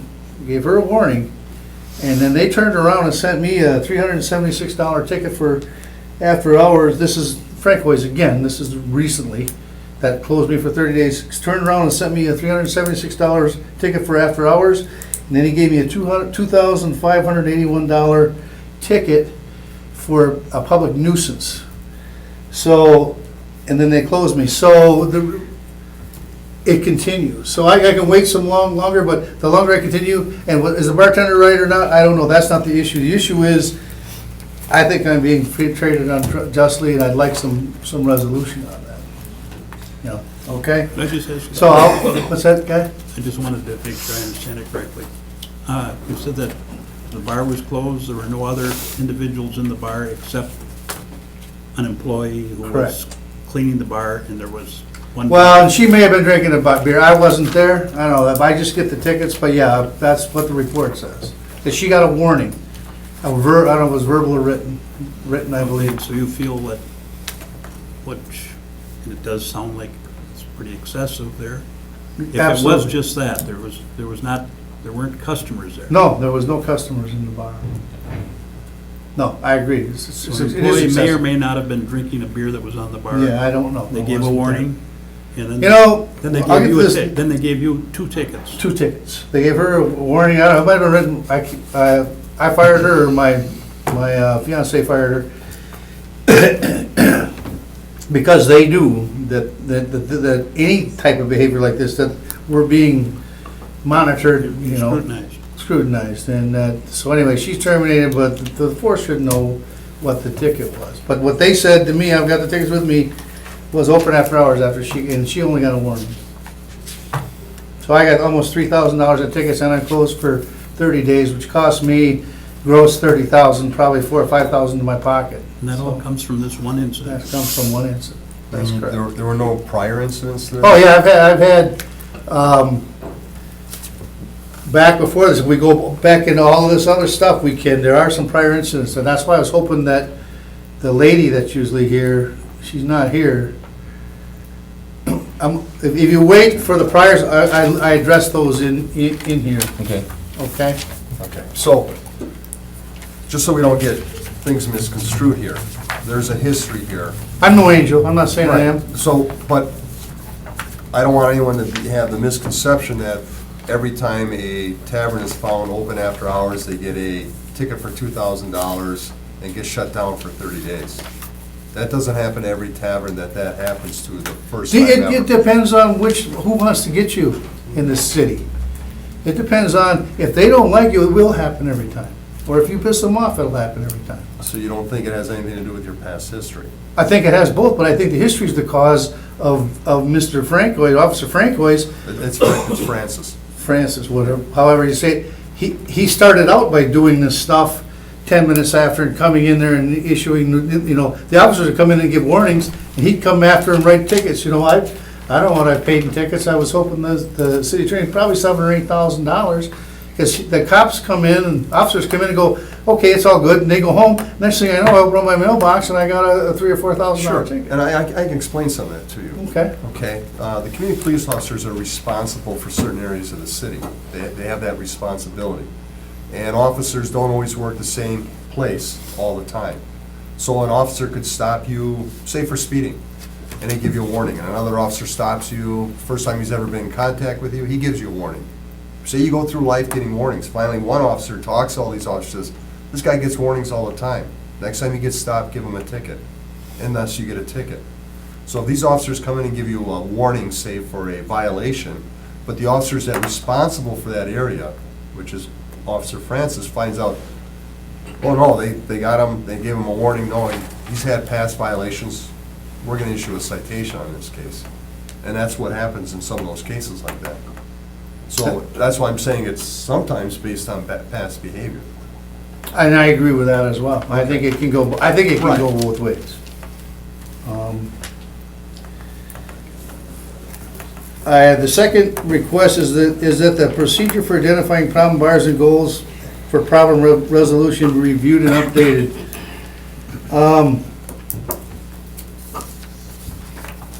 When I went to an abatement meeting, when they said, Mr. Nichols, you got a problem here. I went into an abatement meeting, and the meeting amounted to a one-sided situation where they said you will install cameras and monitor your customers and yourself. You will not play the rap music. And then one officer actually looked at me and said, you've been in the business long enough, you should be able to just look at someone and throw them out from the way they look. Now, I don't, I saw it one-sided, unprofessional, no actual rules or procedures. There's no feedback loop, because I wouldn't sign it, because it's like, I'm not gonna throw someone out by the way they look. And I am totally against, I should not have, my people or anyone else in this country shouldn't be put on surveillance, police-directed surveillance in this country. I'm against it. So, and then there's no follow-up, and there's no, there was a one time in the meeting where they said, what can we do to help you? It's all, here's what you're gonna do, here's what you're gonna do, and if you don't like it, that's too damn bad, we're gonna keep coming after you. And so I think, and then they start using this maintaining a public nuisance to get around, because the Green Bay statutes allow for a pretty straight procedure for bringing this stuff before the committee. But if you want to get around that, you just start issuing creative tickets like public nuisance. So if we don't like what he's doing, and we're not going to give him a bar ticket, we're going to give him a public nuisance, because we can just do that. And we don't have to come before the committee, and we just drive him out of business by taxing the guy to death. And that's exactly what the last public nuisance was, $1,300. And I don't know whatever happened, because we were supposed to resolve that with the city attorney, and we didn't. And anyway, the bottom line is, I think that if we're gonna have an abatement committee, or we're gonna have a situation where the abatements, a couple things should happen. And, you know, I can spout off up here, and I truly wish that that committee meeting had been on tape. Because then I could go, here you go, look at this. It wasn't. And then the lady's not here that was there, and the other people aren't here, there, so all you have is my hearsay. So one of my requests as we go is, these meetings should be on tape. Well, can I interrupt? Sure. It's kind of funny, you don't want to record what happens in your bar, but you want to record what happens with the police, interaction with the police department. Absolutely. So one's okay, but the other one's not okay. Well, one is Big Brother looking down and spying on people, the other one is a recording for, it's just like, you should be able to record the legal proceedings, because those are legal proceedings, and it's, everyone knows you're being recorded, and it's out there for everyone to see. What you guys wanna do is sneak around, or the cops wanna do, sneak behind her and say, I'm gonna get him for this, or I'm gonna get him for that, or look, let's see your tapes, let's do this. Well, I don't think, like I said, I don't think Big Brother has any place in America. I've seen many bar owners that have surveillance systems and actually have their insurance policies are reduced, the rates they pay, because they have those cameras to keep them out of libelous situations. Sir, I have 32 cameras in my bar in Peshtigo. My choice. I didn't get told to do it by the police. I did it by my choice. And so I install those cameras for my benefit, but when they come and tell me you must put these cameras in to spy on people, I just totally disagree with it. I don't Okay, think it's so if the right. police department doesn't tell you to do it, do you think it might be in your own best interest to protect yourself? Actually, I put them in. And then when you get to the rest of the stuff, instead of him coming down and asking if you comply, that's with the first public nuisance tickets, he didn't even come in and ask if, Mr. Nichols, did you put these cameras in? He goes, that son of a bitch never put any cameras in. And he comes in, well, my bartender said, we got cameras in here now. Yeah, that's bullshit, they don't work. Anyway, I did put them in. But there's no feedback loop. In other words, I go to this abatement meeting, there should be a feedback loop where I can come back here and state my piece, rather than being accused of being uncooperative and being accused of, you're a badass, we're gonna put you out of business. I should be able to come back to this committee and say, here's my feelings. I don't think in America that you should be able to order me to spy on people. I just don't think it's right, personally. Now, maybe this committee would say, that's too bad, do it anyway, but it should be up to the committee, not up to a single police officer and a city attorney. That should be this committee's decision. So, I did put the camera in. You know, So did you have tape of this violation with your, or was this after the fact? When your employee was found with a beer on the bar? Were the cameras in there before or after that incident? there before that. So did you have video showing that she wasn't drinking or was drinking? No, I don't know, I didn't look at it. Okay, all right, thank you. All right, were you gonna go on to 3? Let me see here. Mr. Chairman, Yep. I only have a little bit more time. I have another engagement. Sure, no, go ahead. At 7 o'clock. I had no idea we were going to talk about a dog bite for an Yeah. hour, but we did. Yeah. And we don't spend that much time on a $1 million TIF project. But anyway, I think we don't have his history here before us. And I think we should put this off for another meeting. I'm respectful of people's rights. And I think when people get on the wrong side of the law, that maybe the law can sometimes be overly punitive. I never thought much of what I feel is like a star chamber operation, whether nuisance property or nuisance business. I feel you just, you have as I stated a little earlier in the meeting, you got to keep an orderly house. It's up to you to do that. And I guess if we could have a chance to review your history, maybe you can respond to some of those things, and if you did something to corrective measures, or if you disagreed with some of them, I'm willing to hear that. I told the committee priorly, I think something we should be doing every year, probably 3-4 months prior to renewal time, that if there are problem properties, that they've had numerous problems, that they should bring them before the committee, and we should have, person-to-person talks about it, and so that people know that the city means business, et cetera. But also that people have rights to defend themselves. Well, there's I'm some, sensitive to your right to defend yourself, because there are other tavern owners who've told me other horror stories, and I believe some of them. And I think there are officers that really do a great job, and I think there's other officers that can be extended beyond the law. And I don't like ganging up on people. I mean, I don't know what the list of your violations are. If they're all fairly petty, then I might agree with you. If there's something serious, if you've got underage drinking going on 5 times in 3 years or something, or whatever, I don't have your history here. But I mean, we can go and talk all night on this thing, and of course, Mr. Galvin is going to defend the police department all night right, long. I understand. About the only one who might say anything is myself, because I am interested in individual rights. I am sensitive to some of the things you're saying, maybe not all, but I think we should get the record before us and review the record. This isn't And solely, let's see if there's a pattern of petty charges or if they're serious charges. I'm not as concerned about the record, to tell you the truth. The agenda item is to review our policies and procedures There here. you And whether he's accurate or inaccurate, I want to look at how the process is working and does it need to be tweaked? very good. That's what I want to, that's what we're doing here. So I don't really care if he's completely accurate about how the incidences, or if he's completely off. It's having gone through this process, he feels there are some ways we can improve that process, and we should hear that and discuss, well, does that make sense? Is this something, whether he was accurately cited or not, is totally immaterial.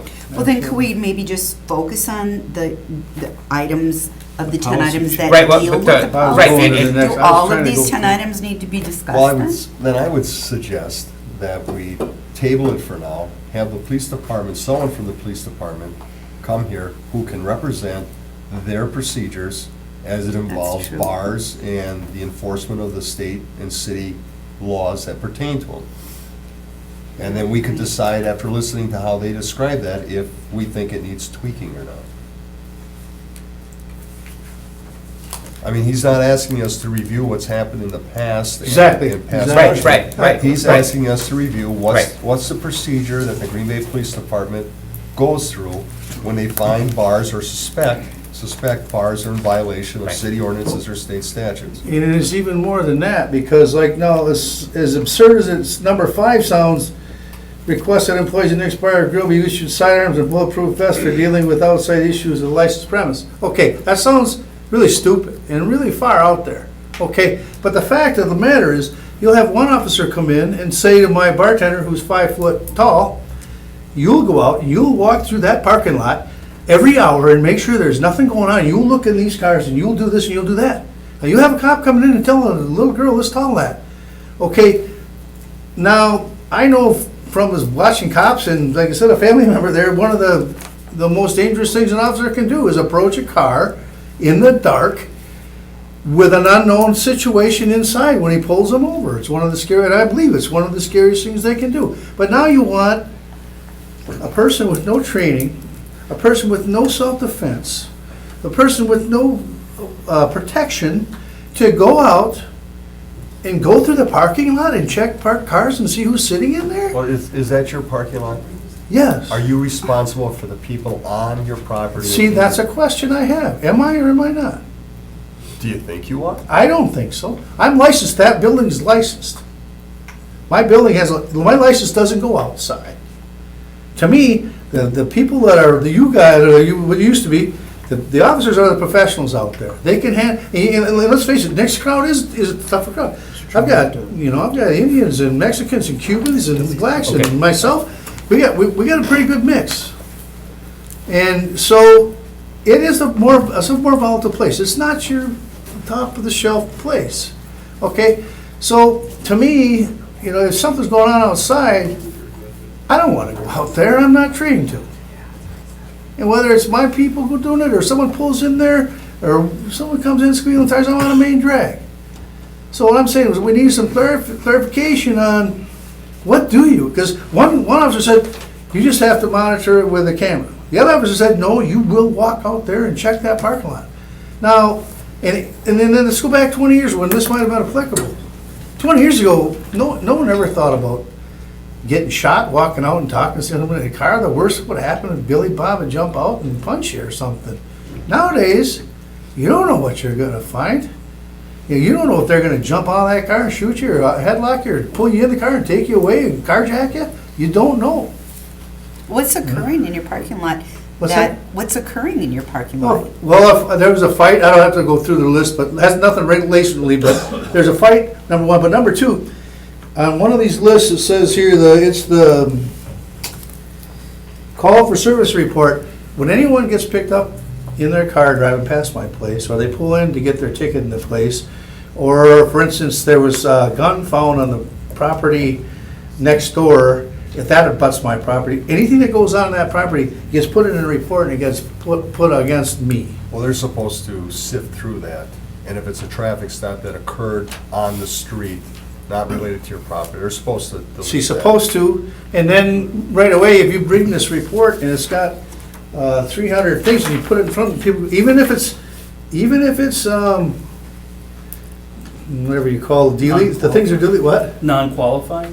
No, I mean, even if it's whited out or some of that stuff's out, you look at the report, you go, holy shucks, this guy's crazy, he's got all kinds of problems. Well, I can guarantee you, we just granted a bar license to a guy with over 500 calls for service, and the council had no problem. And again, on the bar license. then So- if the guy's a good guy, you won't call him on it, and if the guy's not, you will, and that's why I want to see I'd like to see some guidelines, some set in guidelines, something, some direction set where, it's not up to, well, he's a good guy or he's a bad guy, but it's like, this is our normal operating procedure. The one of my things in here is treat all bars equally. How come the stadium can have people defecating in the parking lot, can have people peeing in the parking lot, can people smoking, any kind of stuff, can have drunkards thrown out of the game, they can have fist fights. They don't get whatever that ticket they gave me, they're not a public nuisance. How come? Are the police called on all those incidents you told us about? It's reported every Well, week, the that's why- police are there. Well, and I guess we can't answer that right now, standing here. That's what I'm saying, So, I said would beginning, I you don't be expect. happy- Would you be happy if I made a motion that at the next protection and welfare meeting, a representative from the police department gives us a report on how they handle interactions with taverns? And you could attend that and listen to it and go from there? You're talking about the standard operating procedures, is that, Right. Right, it's not gonna be specific To to you or to any bar or to any incident. It's the procedures, and you could comment out, this procedure doesn't work for this reason. We could then, It's because it's hard for us to, you say, okay, the stadium, Right. down on Broadway, right? The stadium bar? no, the stadium, the Oh, no, football. the football Oh, stadium. Lambeau Stadium. They have Lambeau, the same yeah. license I It- have. That's a kind of a different animal. How I mean, can it- that's- why? Because That's an they're rich? event, not so much a bar, but, Well, Because they're rich. oh, maybe, okay. well, they get a liquor license, right? I get, well, yeah, it's Green Bay, yeah. Yeah. They do it, Yeah, you're so right. you have all these people with all these massive violations, and like I say, the puking, defecation, fights, no one cares. It's like, oh, they're the stadium, they got their big money and they're big people. Then you take my 50-stool bar, and I have a couple, like I said, my bar is not your top shelf bar, it's not. It's gonna have complications, all bars do. Mine probably has more than most. But the bottom line is, I have a lot less than they do. So if you wanna get into he's doing this, she's doing this stuff, Well, if we wanted to, you have 50 stools, they have 80,000. right? If we were to time yours by how many, would those incidents add up to the amount of incidents that they have at the Packer Stadium? Well, that's not equitable either. This is incidents. Well, okay? you're asking us for them to be treated equally, right? Right. So, if A citation's a citation. You can't go per Right. capita. You can't say because Green Bay has 30 citations or smaller than Milwaukee, that those 30 citations are less If, than. if you had one citation a year, or one incident, say you had one incident a year, right? Say I've there had was probably one. more than that. Okay, you have more than that. What I'm trying to say is that you've got 80,000 people. Doesn't matter. Oh, if you have 100 disturbances at a Packer stadium in one game with 80,000 people, You have a okay? problem. And if you had one disturbance at your bar with 50 people, you know, the relationship is different. You'd have to You've do a got 80 ratio. You'd have to do a ratio to figure out, you know, is his tavern having more Incidents incidents? per person. I've never, ever heard of But- that. But, Can I say but something? I don't know if that's equitable, I mean, that's. Yeah, exactly. I don't know that equal means fair, or that fair means equal. I'll give you an example. I was an associate principal for many years. I get a student who skips school for the first time, and that student might get a detention.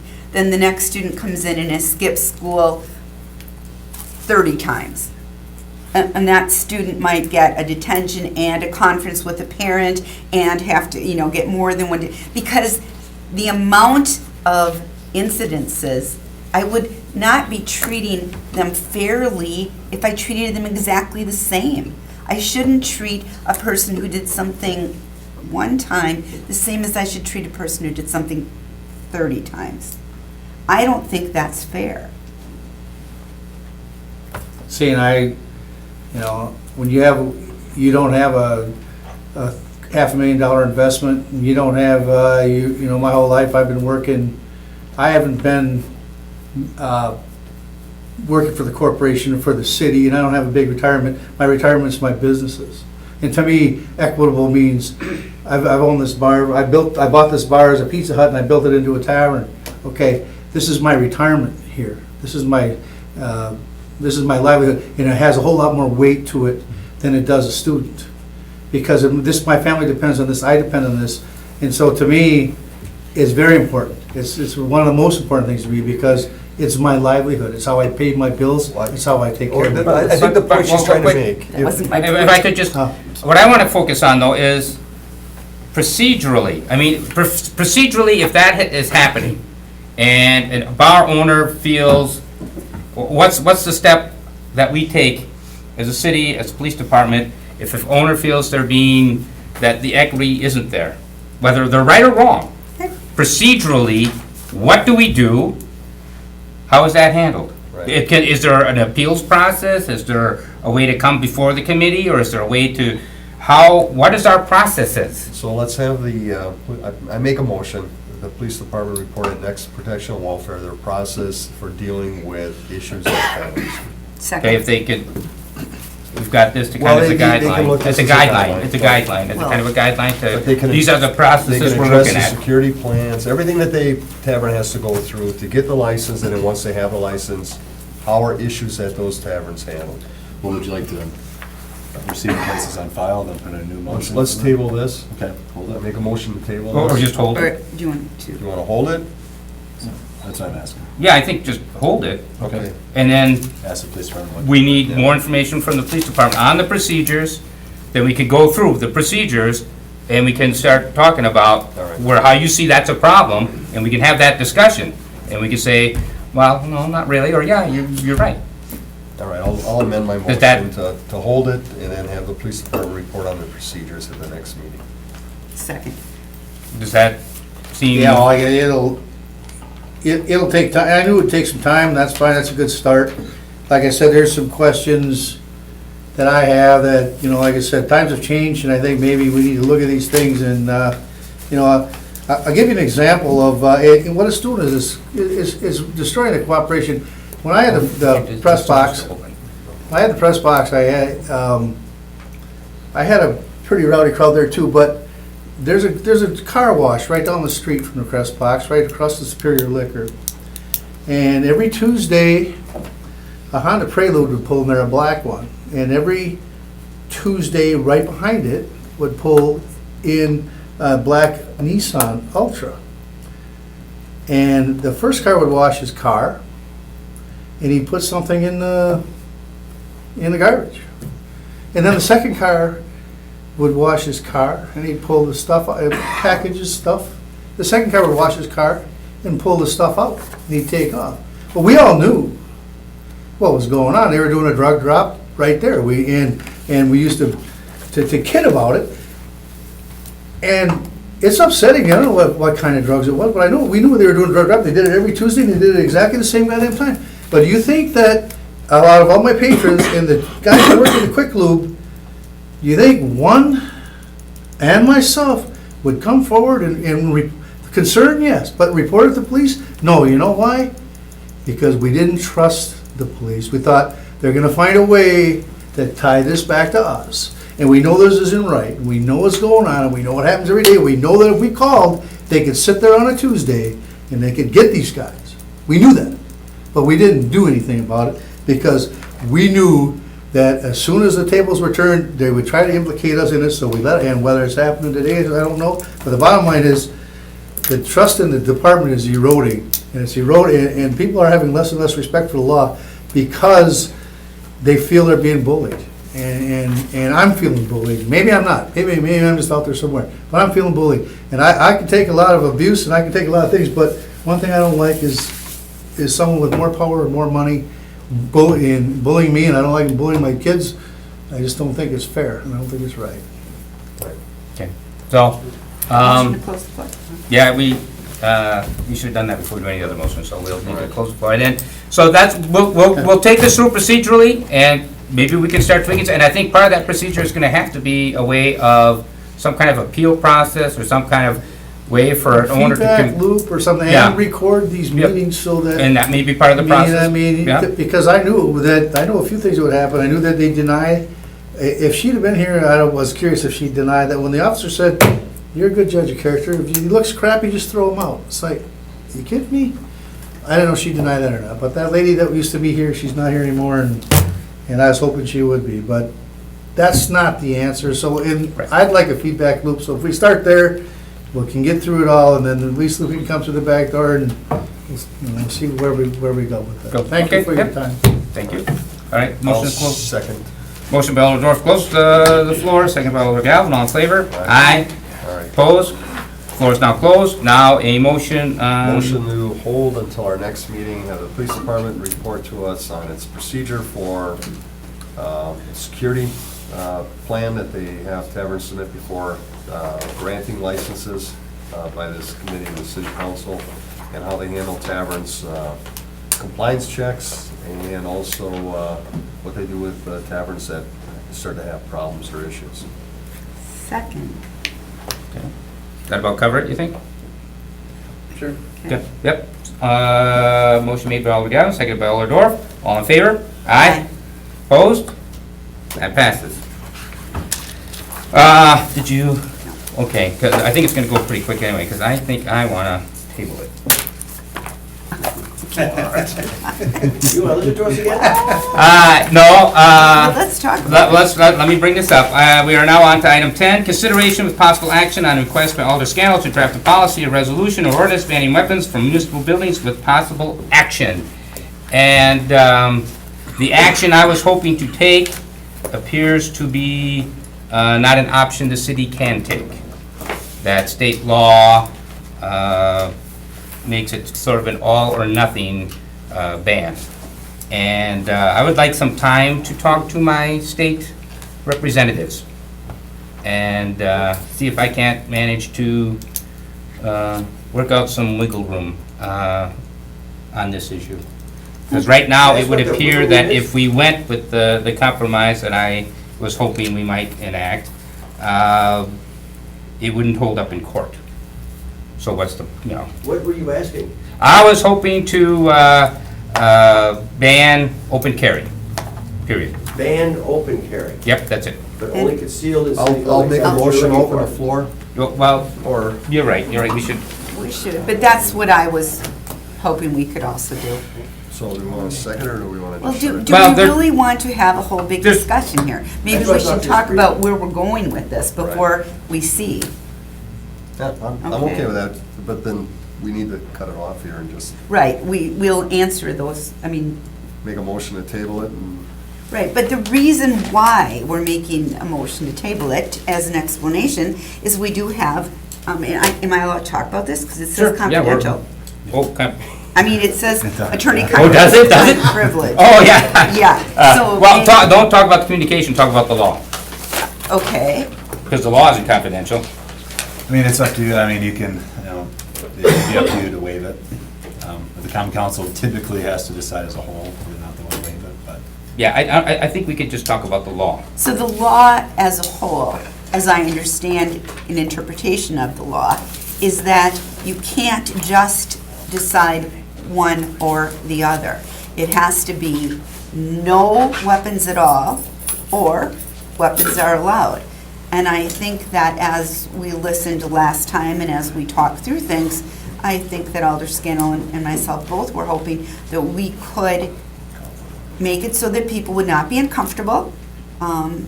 So ask that open carry not be permitted, but allow concealed carry. However, the way the state law is written and interpreted, it's an all or nothing. So, Carry, you can still open carry. yeah, so, Well, in light of the. Well, but you guys can't talk. So we can't be in a discussion We with these can't be in a gentlemen discussion. Right now. We're just Yeah, explaining. yeah. We're just, One suggestion? We can open the floor for one person. No, we can't open it for one. I know we can't. yeah, you can't. You- I know. So- we could discuss it afterwards. Out in Put the a hallway. sign that says, please, on the door, just say. I thought of that. Right. Please keep it concealed. We Sealed, appreciate it. right, and, Leave and, it. but, That's legal. and that may end up being part of the discussion when we get there. Right. But first, I want to take some time to talk to my state representatives and see what I can do that way. Okay. I don't know, I may be spinning wheels, I seem to be spinning wheels, probably will keep spinning wheels, Yeah, but you'll be. let them spin. I think in the past, the way this has been framed is as a safety issue. And I want to put a different frame on it, that this is not a safety It's not a issue. This is an issue about participation in democracy, and that there's people who feel uncomfortable with people with weapons and don't want to participate, and there are people who feel more comfortable carrying a weapon to participate. And if we look at it that way, perhaps a compromise is possible and doable with the state law, if we can get the state legislators to perhaps look at this in a different light than just as a safety issue, yes or no. You won't have it changed. Well, Well. please, no, come on, No. no discussion now. No, I'd like to make a motion to table. Oh, yes. Would you like? Yeah, we need to put a date on that though, I think, right? To table something, to come back to, Sure. Um, 1 month? First meeting in May or second meeting in May? At least you'd have an No. answer back from your legislator. right. Yeah, probably, it would be the 22nd, I think. But the second meeting may be the 22nd. They may. Yeah. It may. We have one on the 8th. So I think 2 weeks later is the 22nd. 22nd. Yeah. Yeah, that's fine.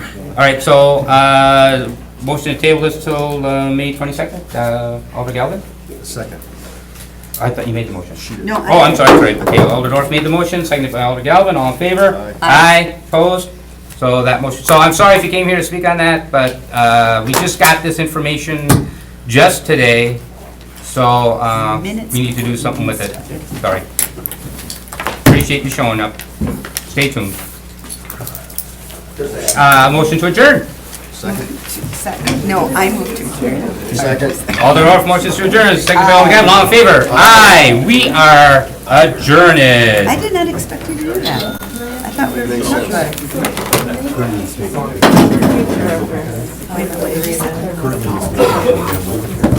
Okay.